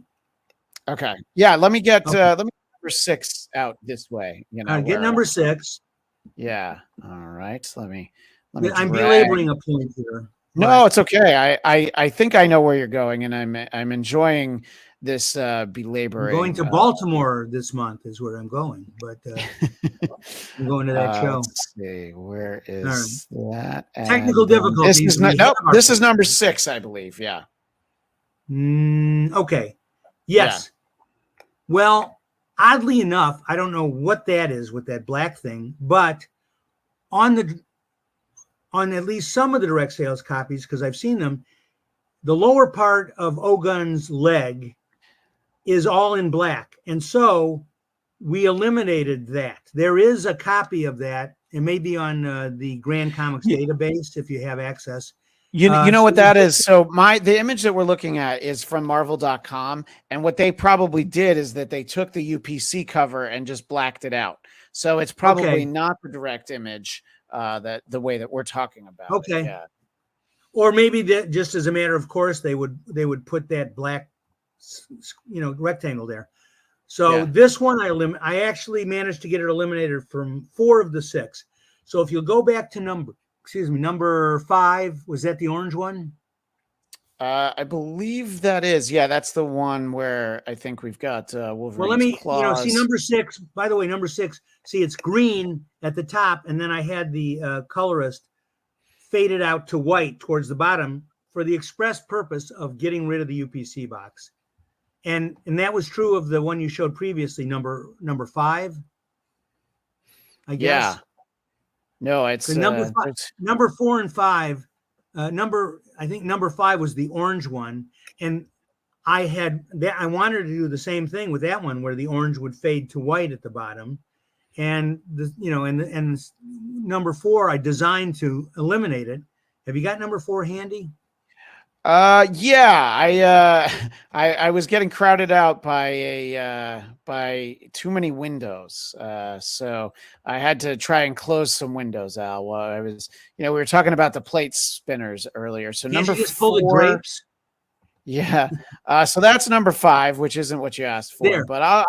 I'll get to it. Yeah. So number 4 is the black Yeah. one, where we have both Kitty and Wolverine there. Obviously, it's their book. Number 4, that was the orange one. I wanted to have them fade out. And which one was number 5 now? So this is number 4 that we're looking at. Number 5 we just had a second ago. Yeah. This So that we eliminated it, right?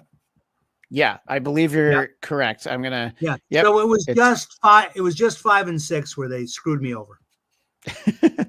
Well, and yeah, I mean, I think that it is interesting, when you can see those copies, where there is something there, and a lot of times it was a Spider-Man face, maybe Captain America, or a Spider-Man figure. Yeah, and it is, and then I guess the direct edition difference went away when all of a sudden everything had a UPC code, but that wasn't really till the 2000s that they started doing that.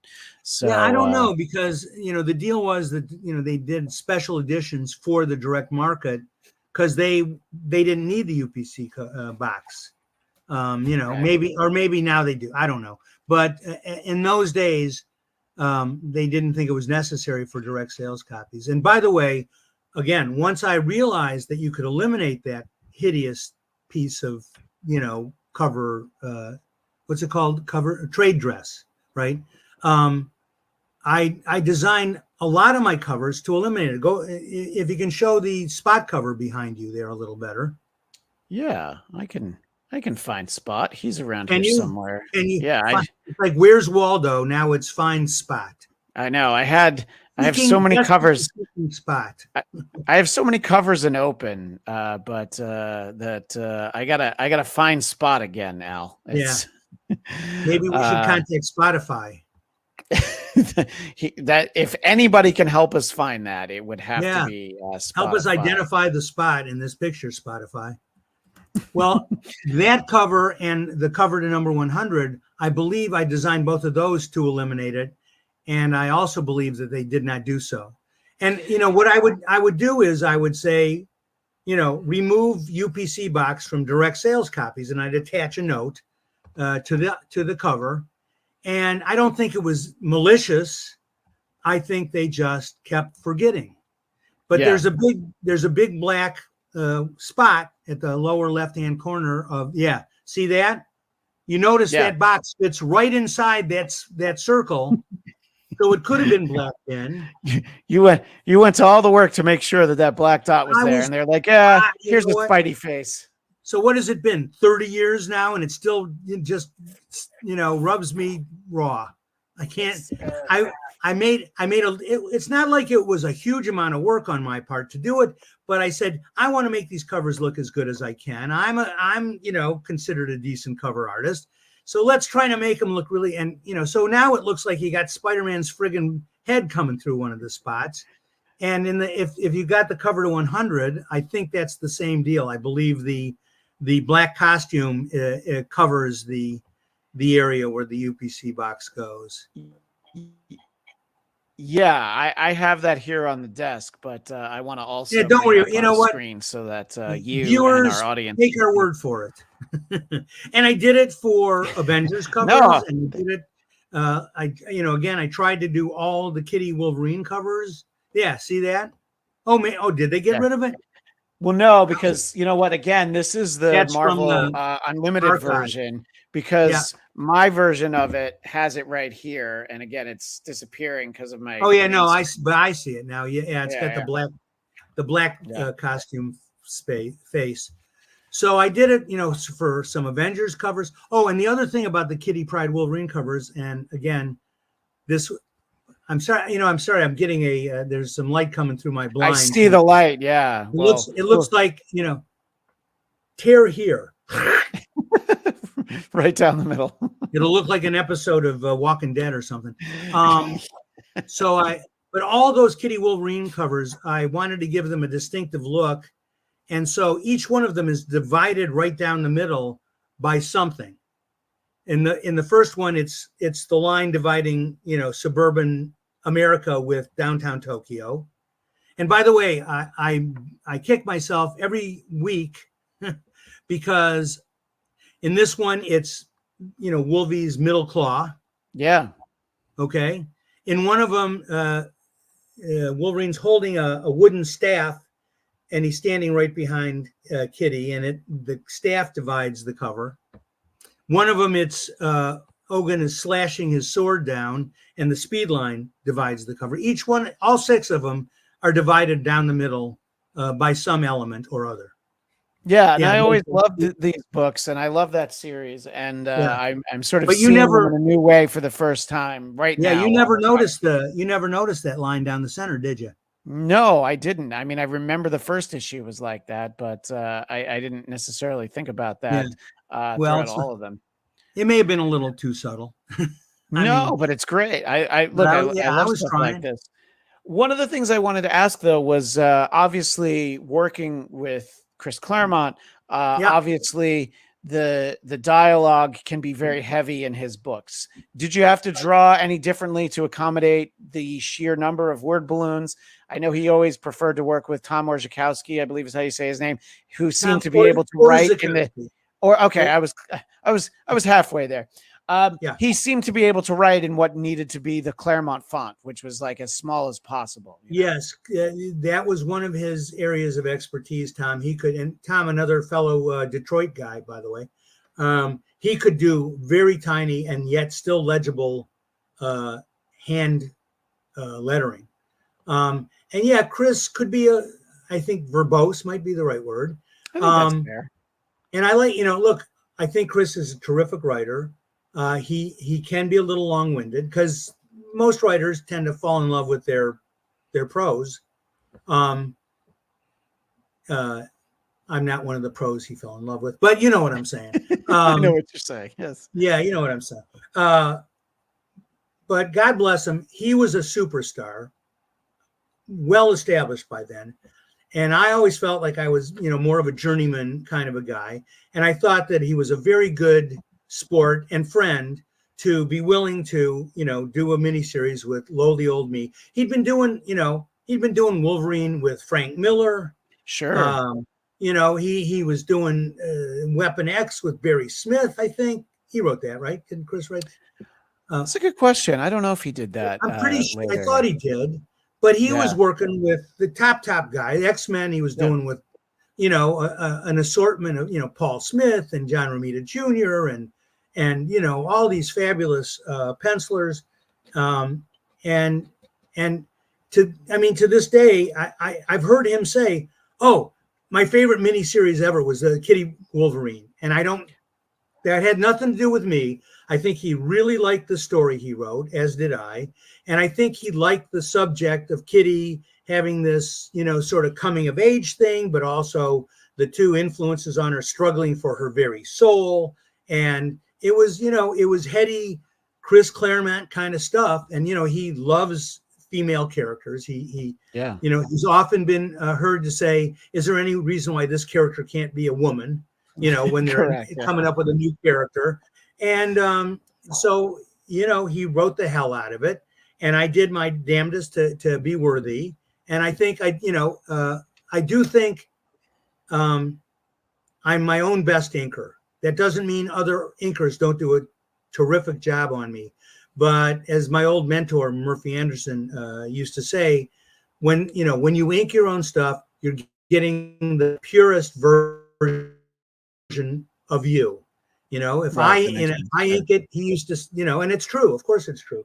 So, and there are pencilers where you might think that's a detriment, and not an improvement, but it's true that it's the purest form of their own self-expression. So, and I think at this point in time, I had developed an approach to inking, which I think probably did the best job of flattering my own pencils.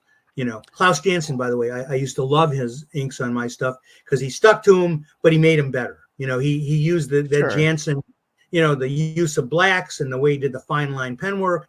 And I loved what Klaus did on me. He inked me a number of times, but far too few as far as I'm concerned. But, Well, I have one image that I want to share from Kitty Pryde and Wolverine, and I agree with Chris Claremont. It is my favorite miniseries. Kitty was always my favorite character, probably because I was so young when I started reading comics. I'm like, well, at least there's somebody I can identify with. Okay. And you're talking about Louise Simonson earlier. My other favorite book was Power Pack because there were 4 kids, so I loved that too. But I always loved this image because of the detail that you're able to bring out on a newsprint. This is just, I did this the old fashioned way, Al. I took a photo with my phone of my book. I didn't scan it or anything. So this is when she's found out for having basically snuck on a flight to Japan, and she's in trouble with a stewardess, and she just bites her lip, and it just seems like such a real thing, and it seems like it should be hard to capture compared to superheroes fighting and all that kind of crazy stuff. And I just love the realistic idea, the emotion in Kitty knows she's in trouble. Now she knows she can phase through the plane and not actually get in trouble, but she's been found out and she's still a kid. So anyway, I was looking for this image and I'm like, you idiot, just take a picture of it so that you can show it to, and it's little details like that. Like, I first read this book 40 years ago and it sticks with me. I love the story. I love Kitty. Obviously Wolverine, especially when I was a kid, I love Wolverine. I still do. So yeah, just these little details. And I'm glad to hear that it was a good collaboration. And I didn't realize that it was Claremont's favorite miniseries. I'm pretty sure I heard him say that. You might not want to hold him to it because you don't. No, I wouldn't hold him to Frank Miller or whoever else he did miniseries, Barry Smith or whoever he did miniseries with. Yeah.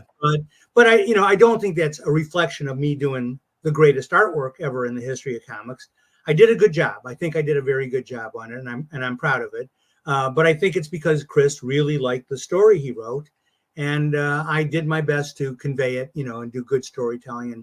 And yes, that was actually a pretty good expression from me, on Kitty on that one, chewing her lower lip, like you can see it in real life. By the way, I didn't finish saying that on the first issue, I made a huge commercial error, which was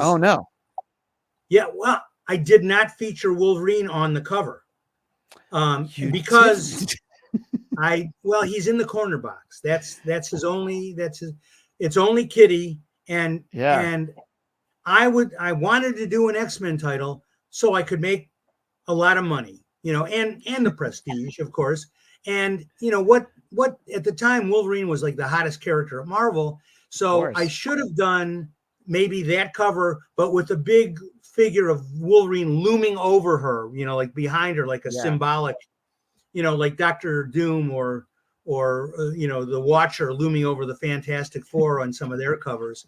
And just to get him on the cover so that the fans would have known he was in the damn issue and maybe bought, because it sold okay, but it did not sell super great #1 issue with Wolverine in it.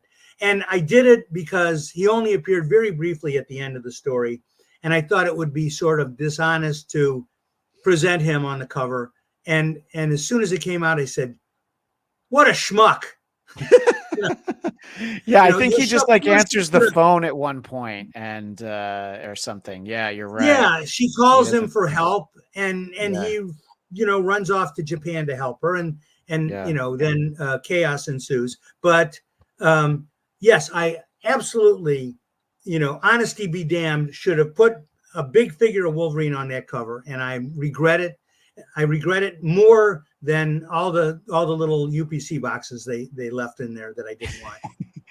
And there were a lot of those. Al, I could talk to you all day, and I feel like we have. Now, the best thing is for our audience, they're going to get a whole other conversation that you and I already had due to the weird time-space continuum. We were doing a test of all the equipment, and then I'm like, why don't I record this to make sure it worked? And then we just had a good 25, 30 minutes of conversation.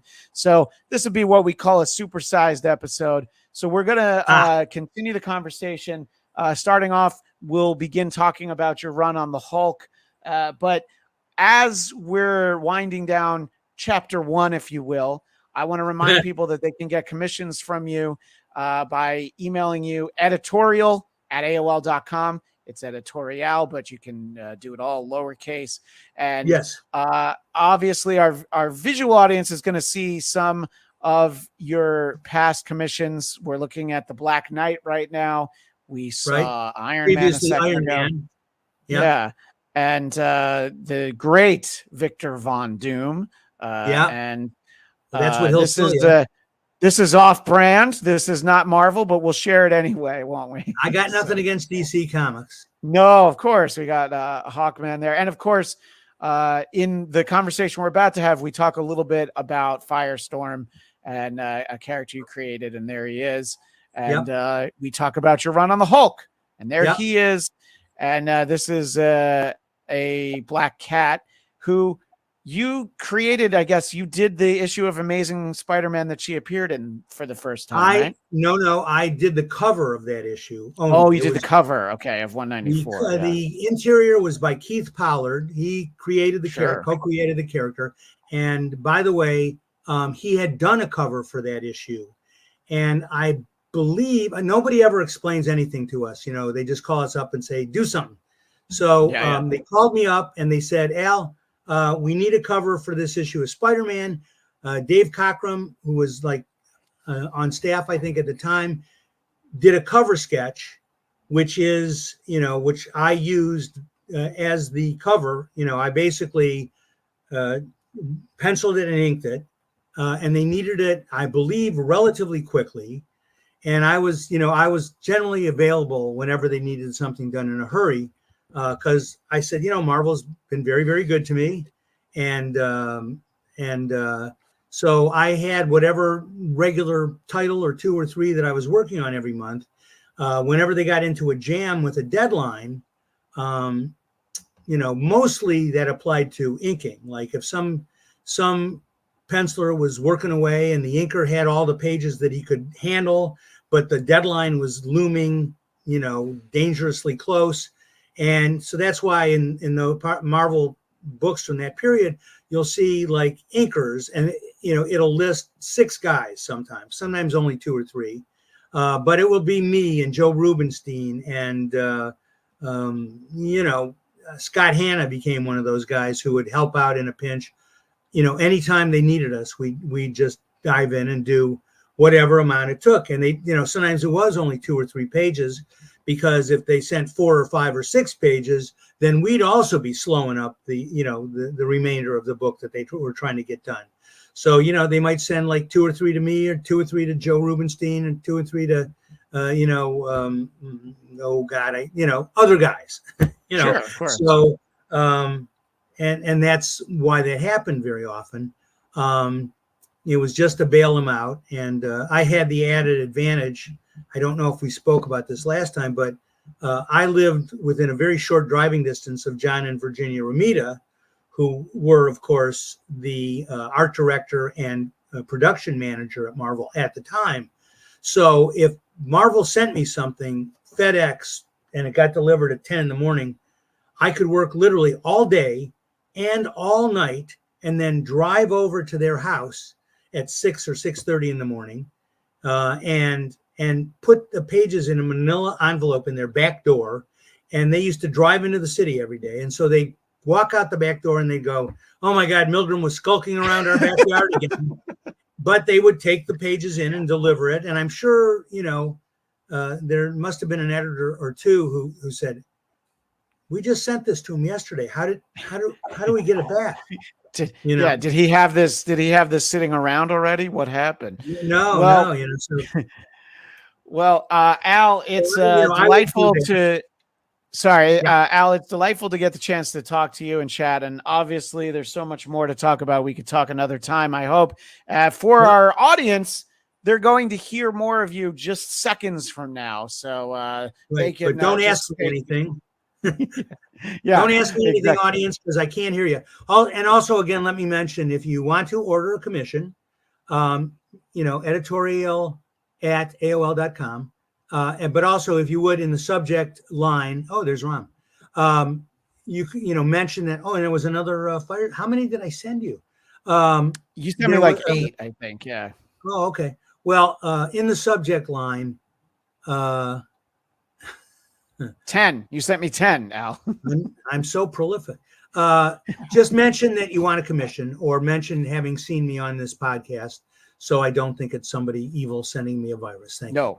Yes. Okay. Exactly. Good. Well, it's been a thank you, pleasure. and it's been delightful. And everybody, stay tuned, because right now I'm going to throw it to me talking more to Al Milgrom. Yes. Yeah. So I think that the idea about recording it, and I can, on social media, I can see if I can get some, I already have a whole question from my friend, Jeff, who's an artist, and he wants to talk about, your run on the Hulk. So from the 80s. Yeah. That was a brief run. Yeah. Yeah.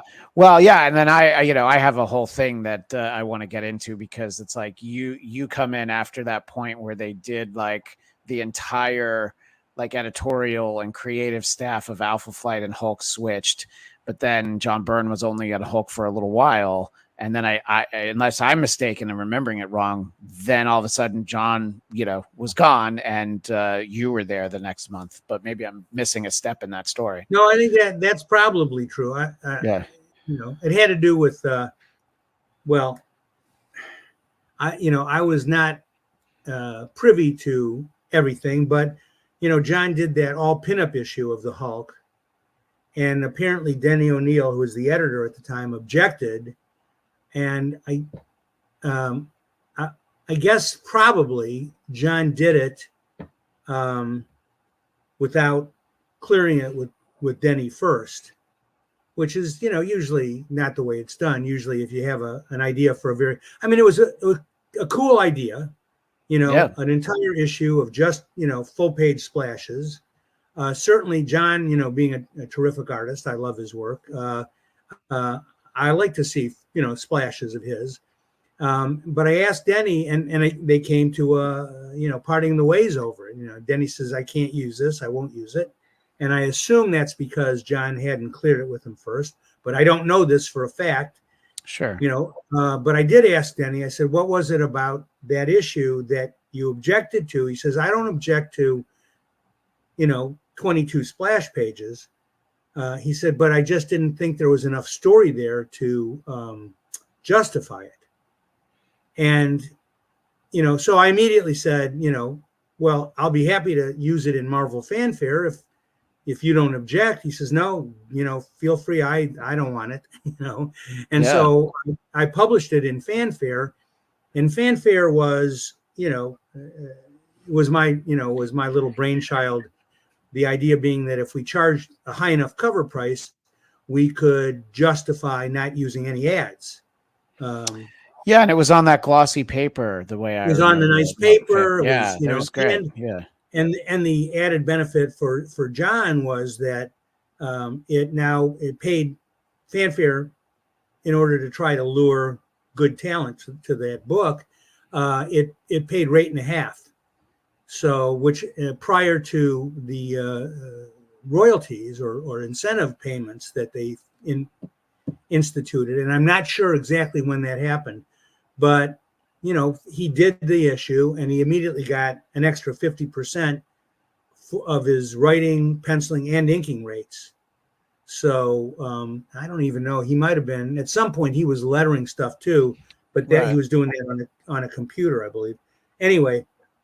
So that might have been later. I don't remember those specifics, but and so now they needed to replace John on the Hulk, and I don't remember if I immediately jumped in.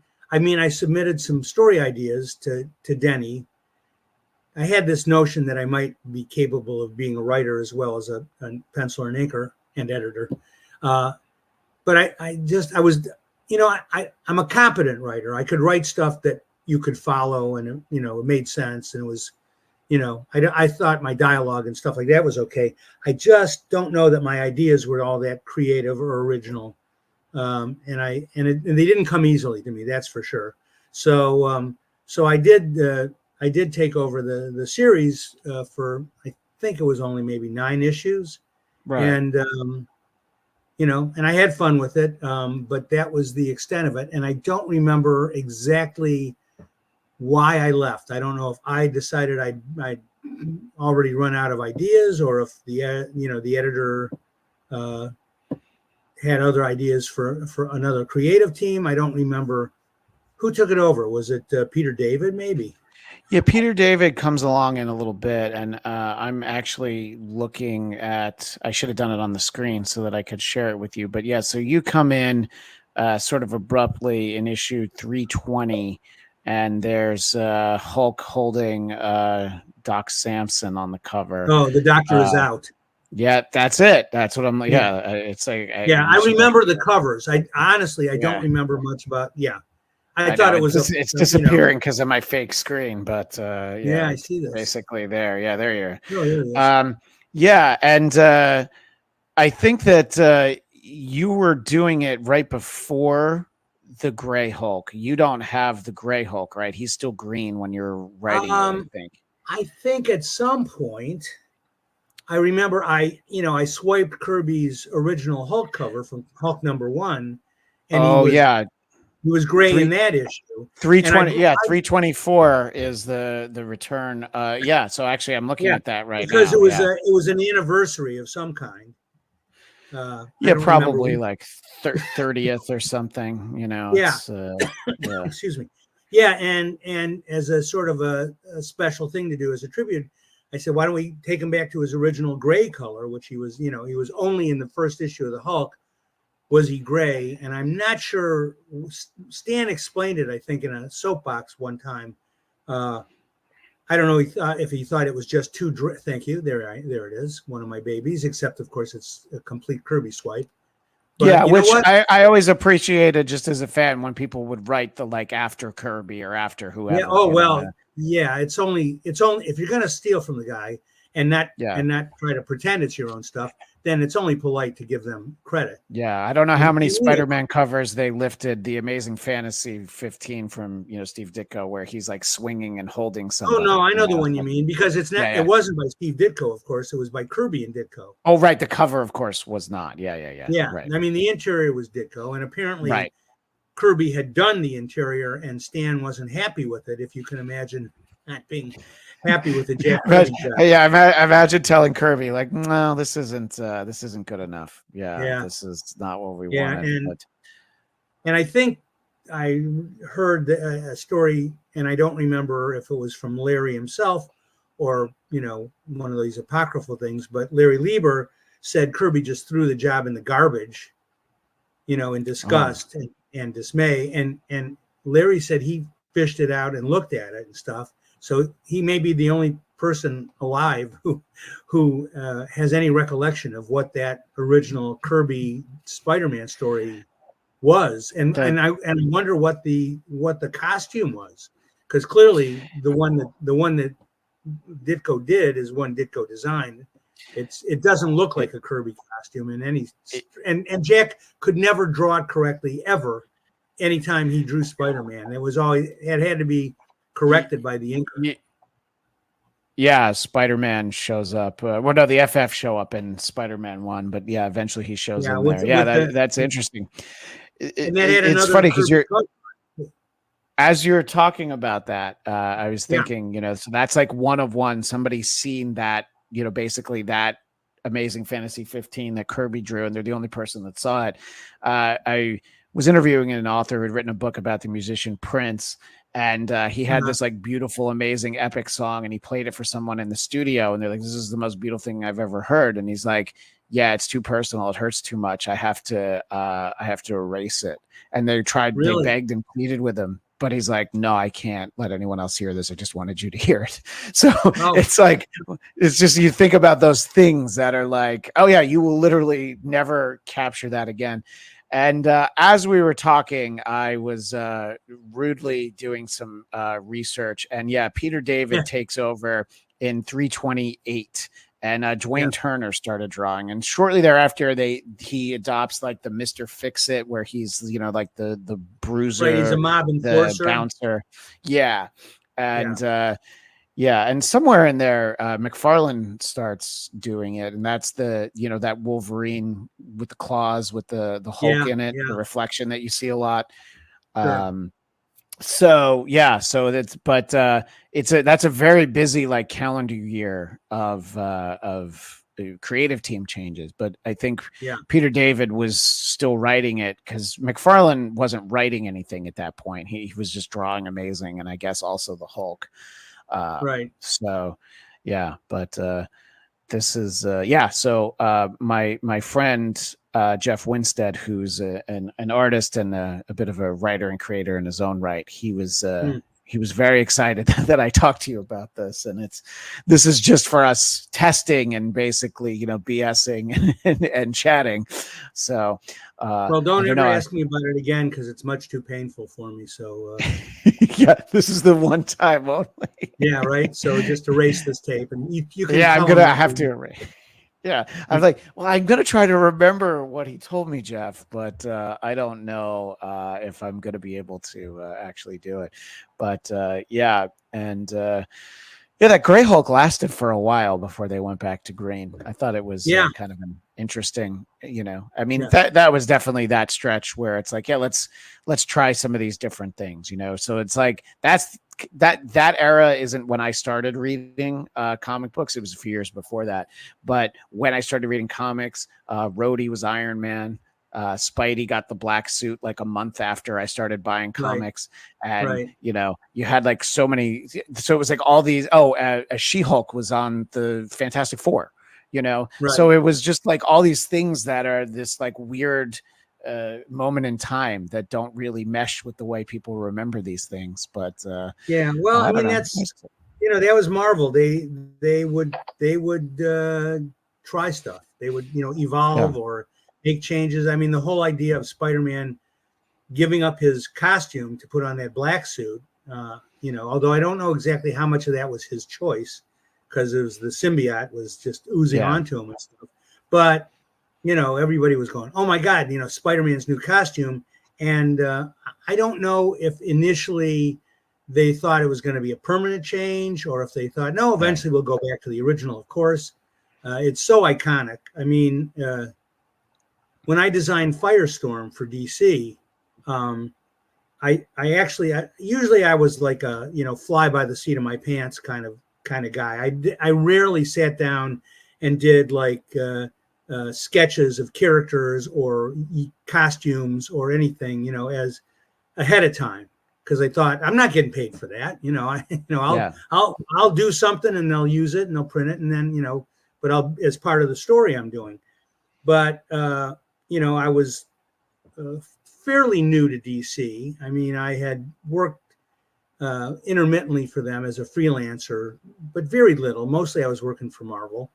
My earliest job was working for Murphy Anderson as a background guy at DC. So I did have those ties. And as a kid growing up, I liked DC. I liked the characters, and I liked the books and stuff. But when Marvel came along, it just swept me away. But when I set out to design a costume for Firestorm, I said, well, what do all the really long-lasting characters have in common in terms of their outfits? And so, Superman and Batman both had very distinctive emblems on their chests, as did the Flash and Green Lantern. I thought they all usually had something distinctive on their backs. Superman had the S on his cape in those days. I don't think he still does. Batman had the scalloped cape, of course. Wonder Woman had the eagle on her chest. I'm not sure what that even meant. I thought it was cleverer when they turned it into the WW, kind of design, because at least that sure. Yeah, yeah. made sense in terms of the character. But she was distinctive looking because she's, wearing like a one-piece bathing suit essentially. And so I said, so all these people have very distinctive things going on.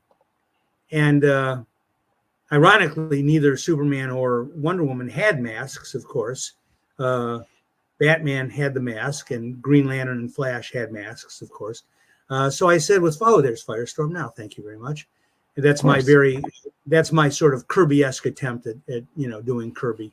with the extended arms and the foreshortening. But what I did come up with, and I did more than one design for a costume for him, but this is the one I liked the best, which Jack Harris, who is the editor, disputes. He said, "Yeah, you came up with this one just so you knew they wouldn't choose it because it was so horrible." And I went, "No, I love that costume. That was the one I wanted because it's got, it's got like the atom kind of symbol. It's got the nucleus over his heart, and then it's got the electrons going around his body, and they meet in the back to form a sort of a sunburst pattern in the back. So I like that. I like I gave him kind of long flappy sleeves in lieu of a cape, because by this time the capes were becoming less of a staple, So I thought the sleeves could help denote motion when he was either flying or if he's throwing a punch or something like that. They would fly out, in an exaggerated way behind him to show the action.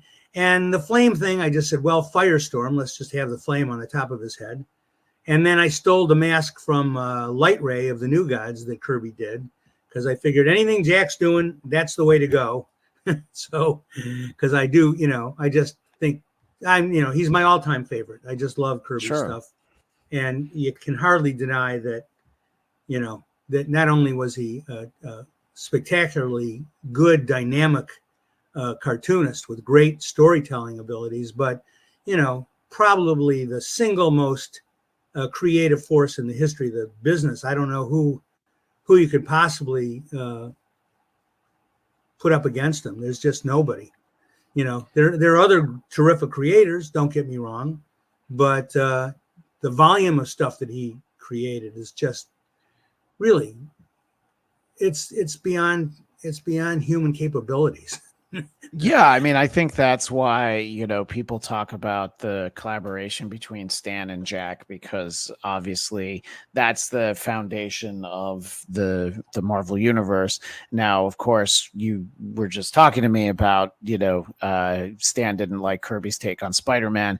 The idea that, I don't even know how many books Jack would have been doing in a month, but the fact that there was the FF and the X-Men and the Avengers and so many other things that had to do it, and Thor and Captain America, right? Sure. Yeah, and virtually all the covers. Yeah, that's true. Yeah, that's a great point. Is that and the only ones he didn't do were usually the ones that Ditko did, and there were other exceptions, obviously, and of course the more Marvel expanded, the lower percentage he did, but he was still doing a tremendous amount. I just it's just unbelievable how fast he was, and it wasn't because he cut corners with the quality necessarily. Although that period you're talking about, I think he was probably doing probably looser pencils on the X-Men. I mean, if you look at the first issue of the X-Men, it's terrific, but there's far fewer backgrounds than on a lot of the stuff. And he had the inker on that was, I believe, Paul Reinman, who was an established old-time artist himself. Wasn't the best draftsman, but he had really nice black and white composition skills. He and Mort Meskin and George Russo were guys who would use blacks in a very strong, designy way. And I think that's probably why the X-Men costumes are very stark. They're, the yellow part and then the black. Very little, very little like musculature or very little in the way of white highlights in the black parts. It was just solid black and solid yellow. And in its own way, I thought really striking. I thought they were, sharp looking costumes. Yeah, and I think that having them, them and the FF having, three of the FF having the same uniforms is probably, it's almost like it's a testament to the amount of output there was, where it's like, all right, let's keep it as simple as possible. And, this is a facsimile of X-Men 1, but I think for the first time I'm realizing background is all white behind them as they're Yeah, well, they're there's a lot going on there with all the figures. First of all, yeah. if there was any kind of detailed background, it would have cluttered it up. This way, you very clearly see all 5 of the X-Men. Four of them are basically, they have the white background behind them, so they really pop out. And of course Magneto too, or is it Magneto? I never got that. Anyway, Yeah, and then I Iceman is himself all white, basically. yeah. So he stands out against the purple. It's you could say it's simple, but again, it's so dynamic. With the Angel's got some kind of a battering ram that he's carrying, and the Beast swinging in there, and Yeah. the Marvel Girl, I don't know. Is there anything radiating off of her head? I don't think so. I don't know that there is. Earlier this year, I talked to James DeMatteis, and he's like, yeah, I always call that character Magneto because it makes sense. And I'm like, yeah, it seems like that's a name Stan would come up with. Magneto, not Magneto. And Magneto is part of a car engine, or it used to be at least. I don't know what it does. Yeah, I always thought Magneto sounded better personally. Yeah. But I used to call Namor the submariner as a kid. It's like, hey, it's Namor the submariner, and I thought that's submarine with an R at the end. Well, yeah, that's what they call a baseball pitcher who practically drags his knuckles on the dirt. He throws really low underhand. They do call him a submariner. But then, of course, there's the rhyme of the ancient mariner. Yeah, that's true. Somebody who's at sea is a mariner, not a mariner. Speaking of baseball, the Seattle team isn't called the Seattle Mariners. There's the Seattle Mariners. So there is something to the differences in pronunciation there. So over the years, Well, I was just going to say, so obviously, Kirby's a tremendous influence to not just you, but to so many people. Oh, no. And I think you worked with one of my other favorite artists, Ron Frenz, when he was doing the run on Thor, which was, the very loving homage to the Kirby style, which I thought looked great. That was it was a pretty long run where they did that. It was kind of like you had to do something very different to go from Walt Simonson's very stylized style, for lack of a better term. So it was like, oh, this is kind of cool to have something different, but it also looks very familiar. So I loved that style very much. Yeah. I enjoyed inking Ron quite a bit, and he's a terrific cartoonist. And I feel like in some ways he's a little underrated, possibly because, he draws great, but his stuff is, it's derivative of all the good Marvel artists in a way. He's very influenced, obviously, by Kirby, very influenced by the Buscema brothers. When he did Spider-Man, he certainly showed his Ditko influence as well as John Romita. So he's sort of like an amalgam of all these spectacular talents. To the extent that I think his own personality is sort of submerged, or maybe it's submerged, depending on if it's submariner or submariner. Anyway, the storytelling is flawless. The dynamics are terrific. It's like he was the genetic offspring of all the best early Marvel artists, as far as I'm concerned. And his stuff was, I found it extremely easy to ink and enjoyable to ink. I don't know exactly where on the pecking order I was in terms of his wanting me to ink him. He's always very nice, and he said, and he always refers to me as Mr. Milgrom, Mr. Alan Milgrom. Oh, right. But he does that. He refers to everybody as Mr. He's like overly polite, considering it's a very mostly friendly business. But I know that he loved Brett Breeding when Brett inked his stuff, and Brett did a spectacular job on him.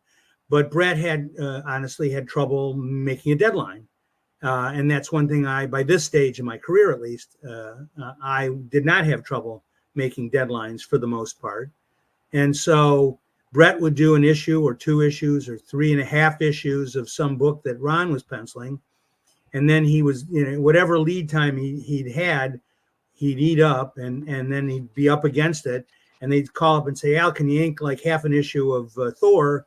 Because, or what else were we doing? I don't even remember. But whatever Brett was inking, eventually he'd fall behind, and they'd call me up to do it. And I'd say, sure.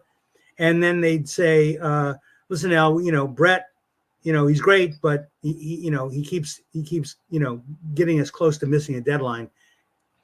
Would you be interested in doing the book full time? And I always said, sure, great. I love inking my stuff. So, all due respect to Brett, I think his meticulous, fine inking that he did, it must have come at a cost of time. And my inking on Ron, I think, was good. It was very solid. It was basically all there in the pencils, but I could do it on a tight deadline, and Brett couldn't. Yeah. And by the way, I also, as an inker, I very often had an assistant who would do the backgrounds for me. And my first job in comics was doing background inking for Murphy Anderson at DC. I think I mentioned that. And so and that could be a tremendous help, because I used a number of assistants over the years. Usually what would happen is I'd use them for a while, and then they'd get good enough to get work on their own, and then they'd go away, and then I'd have to find somebody else. But I had, on occasion, I had backgrounds done by Rick Magyar, who's a very good inker. Bob McLeod, I think, did a couple jobs for me, who's a very good penciler and inker, of course. Yeah, and he created the visual of the New Mutants. That's yes. What I remember. Yeah. The graphic novel, and then the at least the first stretch of the monthly series. Yeah. Right.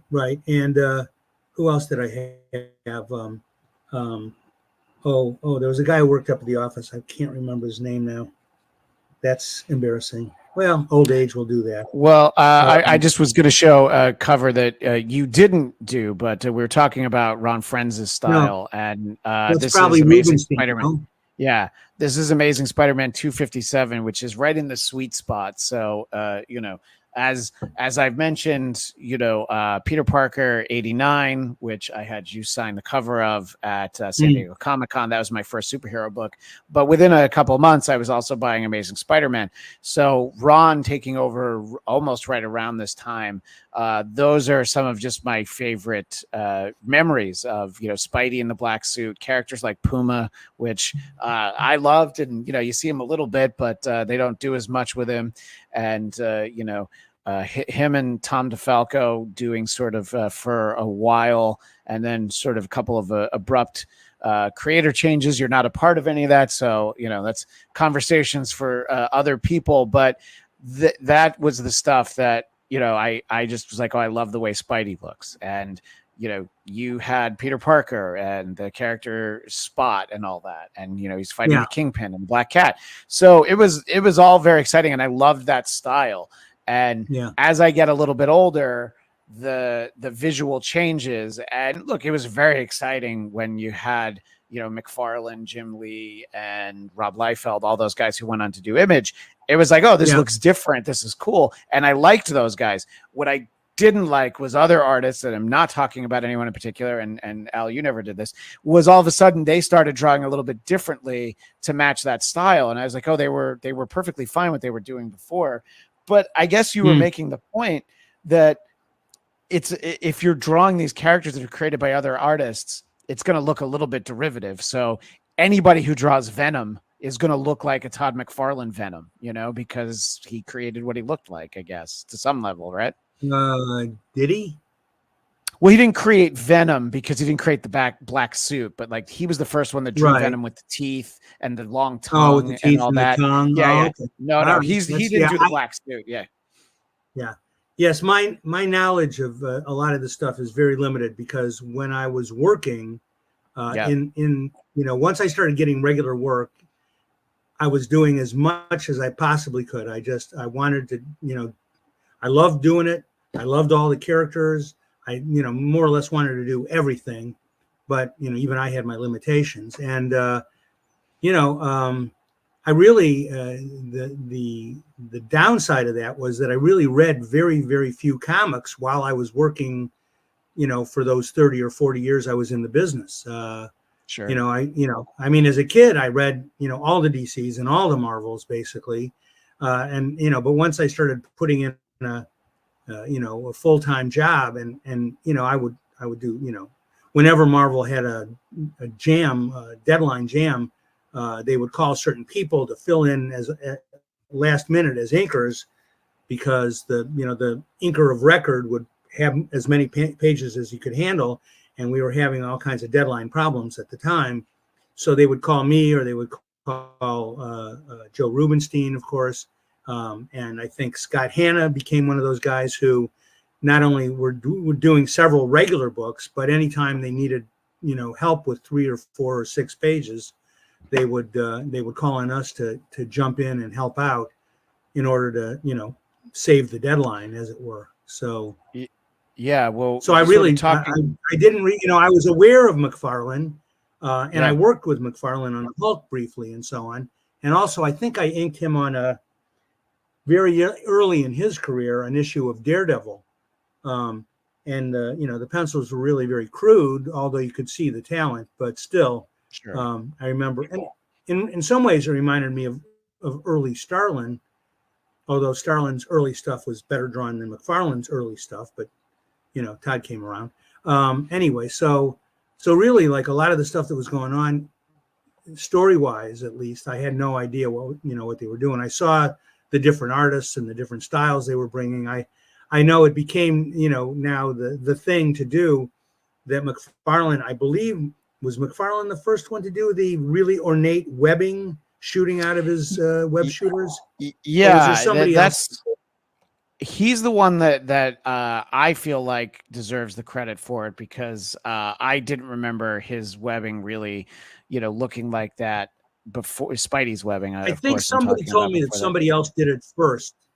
I Oh, think okay, that's somebody else entirely might have done it possible. Yeah, first, but yeah, I just remember Todd stuff being so elaborate, and personally, I thought it made no sense because Spidey's got these little tabs around his wrist that connect up to right. his web shooter, and the idea was like a spider's thread.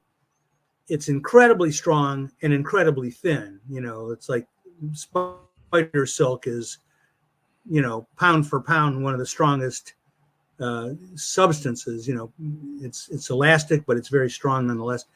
And the way he, you know, it looked like the valve broke or something when Todd, the way Todd drew it, and just like Right. globs of the stuff came out, and it was wound around itself and over itself and around, through itself, and you're going like, well, that's the entire web load in one shot. I like the idea that Spidey would swing on a single narrow strand of webbing, and practically speaking, you know, he would, he'd have to carry like 40 extra web shooters, on his person just to be able to go through the city. But it's suspension of disbelief. So if Todd says it works, it works. Yeah, no, and it also from a practicality standpoint, it's like, why are you spending so much time actually drawing out the webs? It's not the most important part of Well, Spider-Man, but no, but and- but apparently everybody thought it was cool. yeah, So and I mean it was cool, and it's it's interesting because cool. you could tell artists, maybe who were under deadline, there'd be times where you'd have panels where Spidey would just be red and he wouldn't actually have the webs on there. It's like, he's moving fast, you can't tell. Right. So I did a little bit of homework while you were talking, or a little bit of research. So it was Daredevil 241 that I remember reading, but I honestly, in my mind, had no recollection of McFarlane ever drawing Daredevil, but these look like those interiors of some rough pencils from Todd and some inks from you. And, Oh, is this me? I don't even remember these pages. Yeah, according to the internet, it is. I was going to use the cover, but the cover was Klaus Janson and Mike Zeck, so Right. neither of whom we're talking about, but both tremendous artists in their own right, especially as it relates to Daredevil. So one thing, and don't worry, Al, I'm going to use a lot what we've been talking about. I'm going to use this for the interview as well. This isn't going to all go to waste, because I think we've been hitting some good stuff. Whole store of knowledge, and I would have just sort of restarted and done the whole show, but in a little bit I have to leave and take my daughter to dance class. My 6-year-old daughter. We got our priorities. My 6-year-old daughter has a jazz dance coming up. But you were talking about deadlines and workloads and people like Kirby working so much.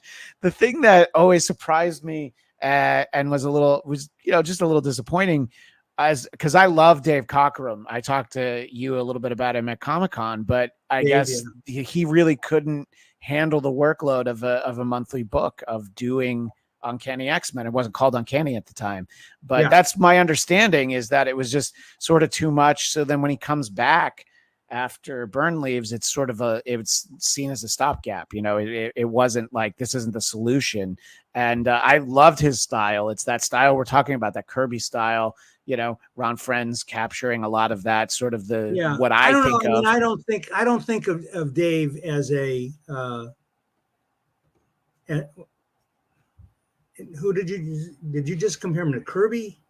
Well, no, just that's sort of that style compared to sort of the Image guys in the 90s. It's that more classic Dave's approach. Stuff is definitely rooted in the earlier, the same guys that, Dave was influenced by, Neil, obviously, to an extent, and Carmine Infantino and Murphy Anderson and Gil Kane, the guys who we grew up, those were our gods,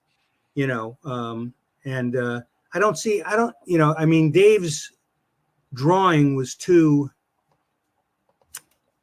maybe draftsman-like to be. I don't think of him as Kirby-esque in any way, but all those other guys, I always thought actually Dave was probably an archetypical DC artist. I thought that, and they were grooming him over at DC to take over Superman.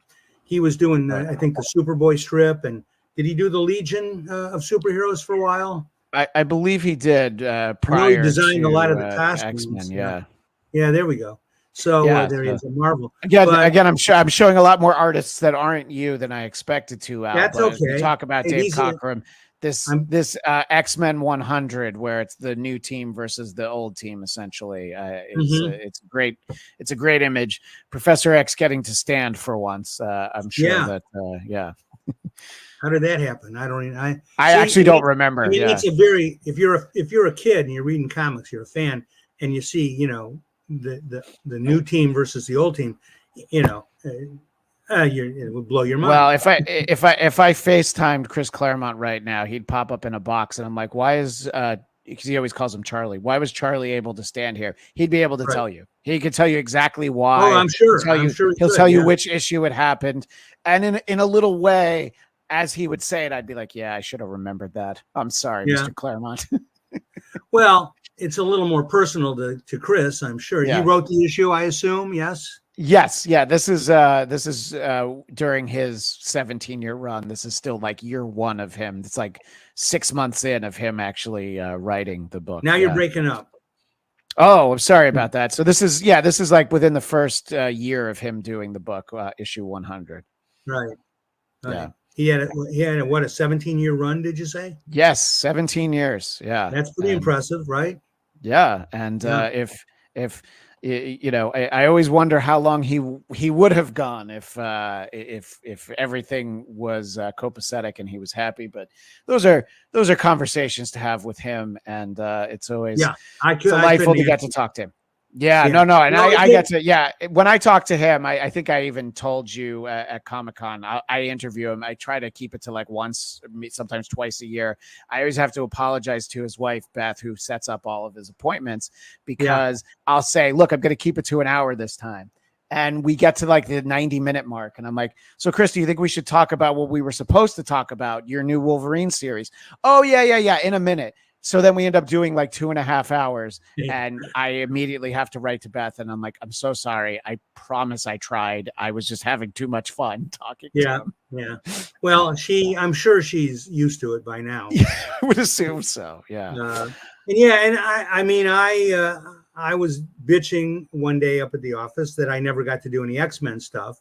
And this is when they were paying incentives, basically royalties on the sales of books. And I said, how come I never get to do, I was inking X Factor, and that was a decent selling book. It wasn't in the top tier of the mutants, but it was fine. And I did that book for over 8 years. I don't know if I ever missed an issue.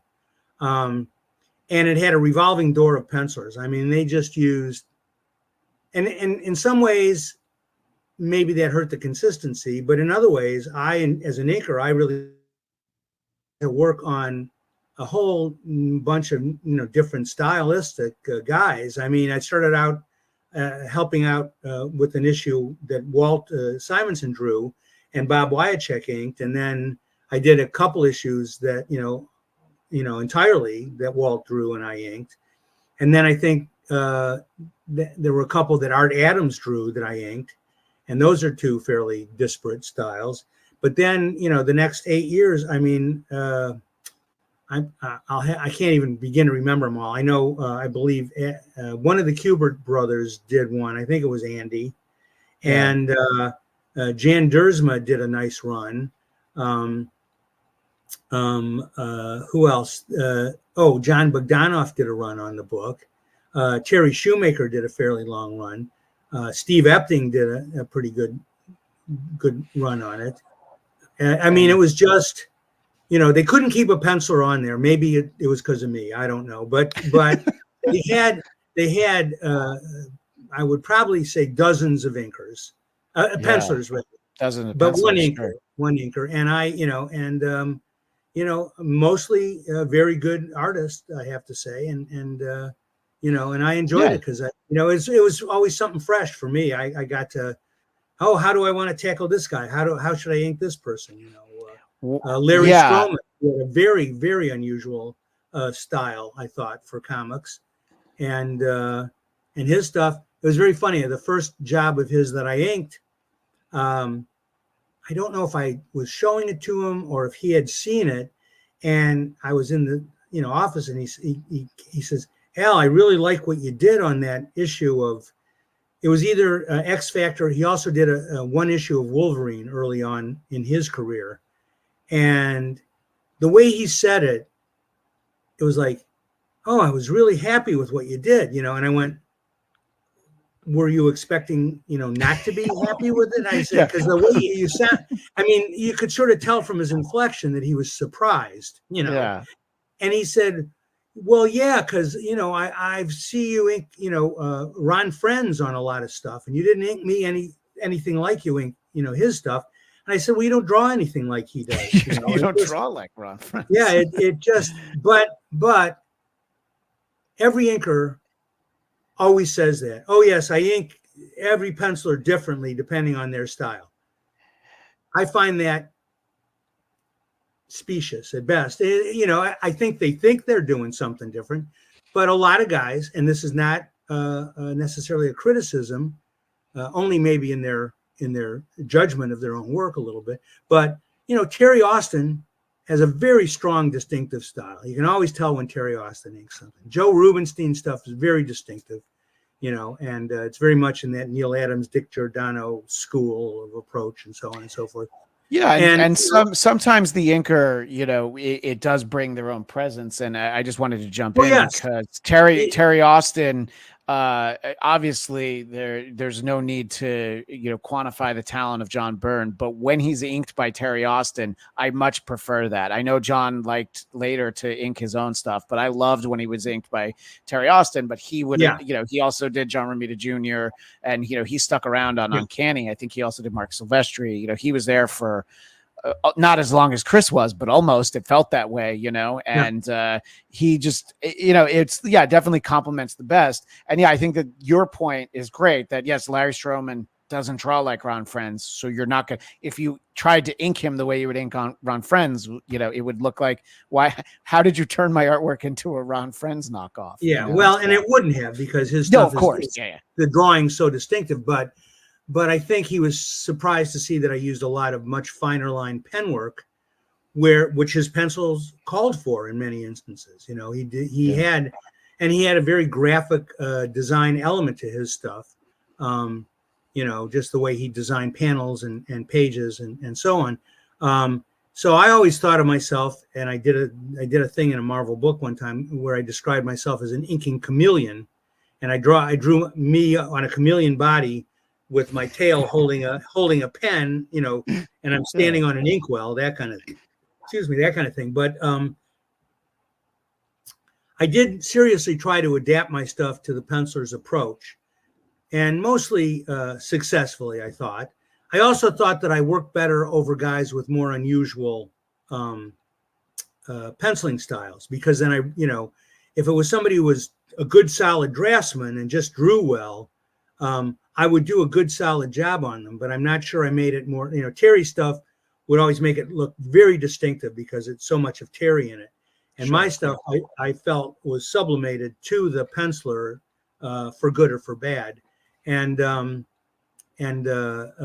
think that, sometimes Jim Shooter would come in and he'd say, "Did you ink this?" And, something, and my name would be in the credits. And he would say, "Yeah, Jim, that's me." It's what it's, he says, "This doesn't look like your stuff." And I would say, "What does my stuff look like?" Because, and in a way, it was detrimental, because people would say, "Oh, I don't know who inked this one. It looks fine, but I don't know who did it." As opposed to, "Oh, well, this is clearly Terry Austin. It's so great." So it may not have helped to not have a more distinctive style, but I felt in some ways that was my best way of serving the pencils as an inker.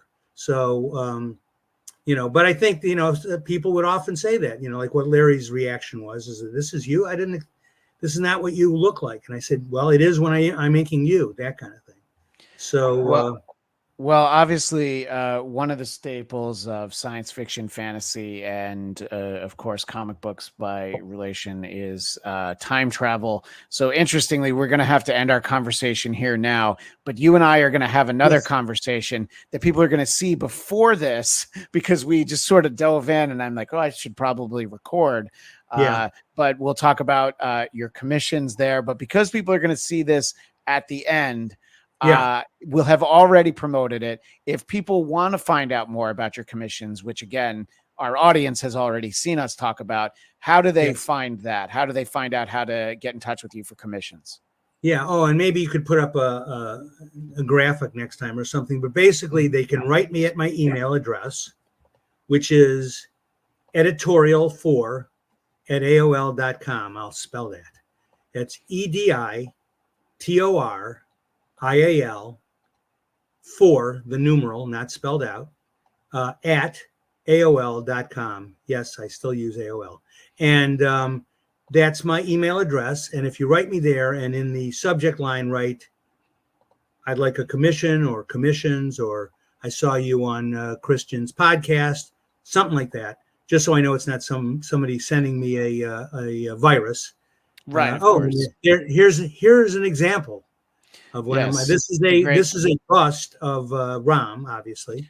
Rom the Space Knight, yes. Yeah, and they can write, and I will send them a list of my my charges, and I do heads.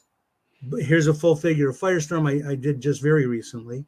Here's an expensive one that I did with the Beyonder, the bizarre. I don't know how you describe this Warlock as opposed to Adam Warlock. Yeah, right. That's the New Mutants Warlock, and I don't know. Is that Nova or is that Magma? No, I think that's supposed to be Magma. Yeah, from the New Mutants. I was not familiar with the character actually, but yeah, she was sort of a later addition to the team. Right, New Mutants. Yeah. And here's yes, because I'm because of I drew the first issue she appeared on. I'm associated a great deal with the Black Cat. And so here's a nice sexy shot of the Black Cat, sexy as far as I can do it. And here's my old buddy, the Hulk. Yeah. So I do that. I like doing the Hulk and the Thing. They're fun. Absolutely. So editorial 4 at AOL is how people can get those. Yeah, there's no hyphen there. It's editorial. I don't know if they would have allowed me to do that or not. It was when I came up with the address, it was very early on in my computer. I'm not what you'd call computer savvy, but I would have probably made it editorial-al, maybe capitalize the A. So it was Al, and so on. Now, when I go, as you know, when I go to conventions, I have a shirt that says Convention Al.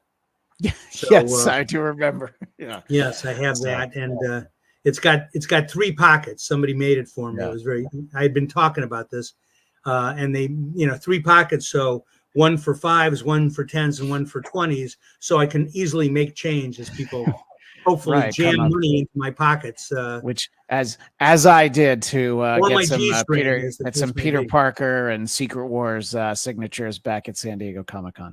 Al, thank you for the time today. I'm glad that we worked the tech out. Thank you for the time in the future where it'll be the earlier part of the conversation.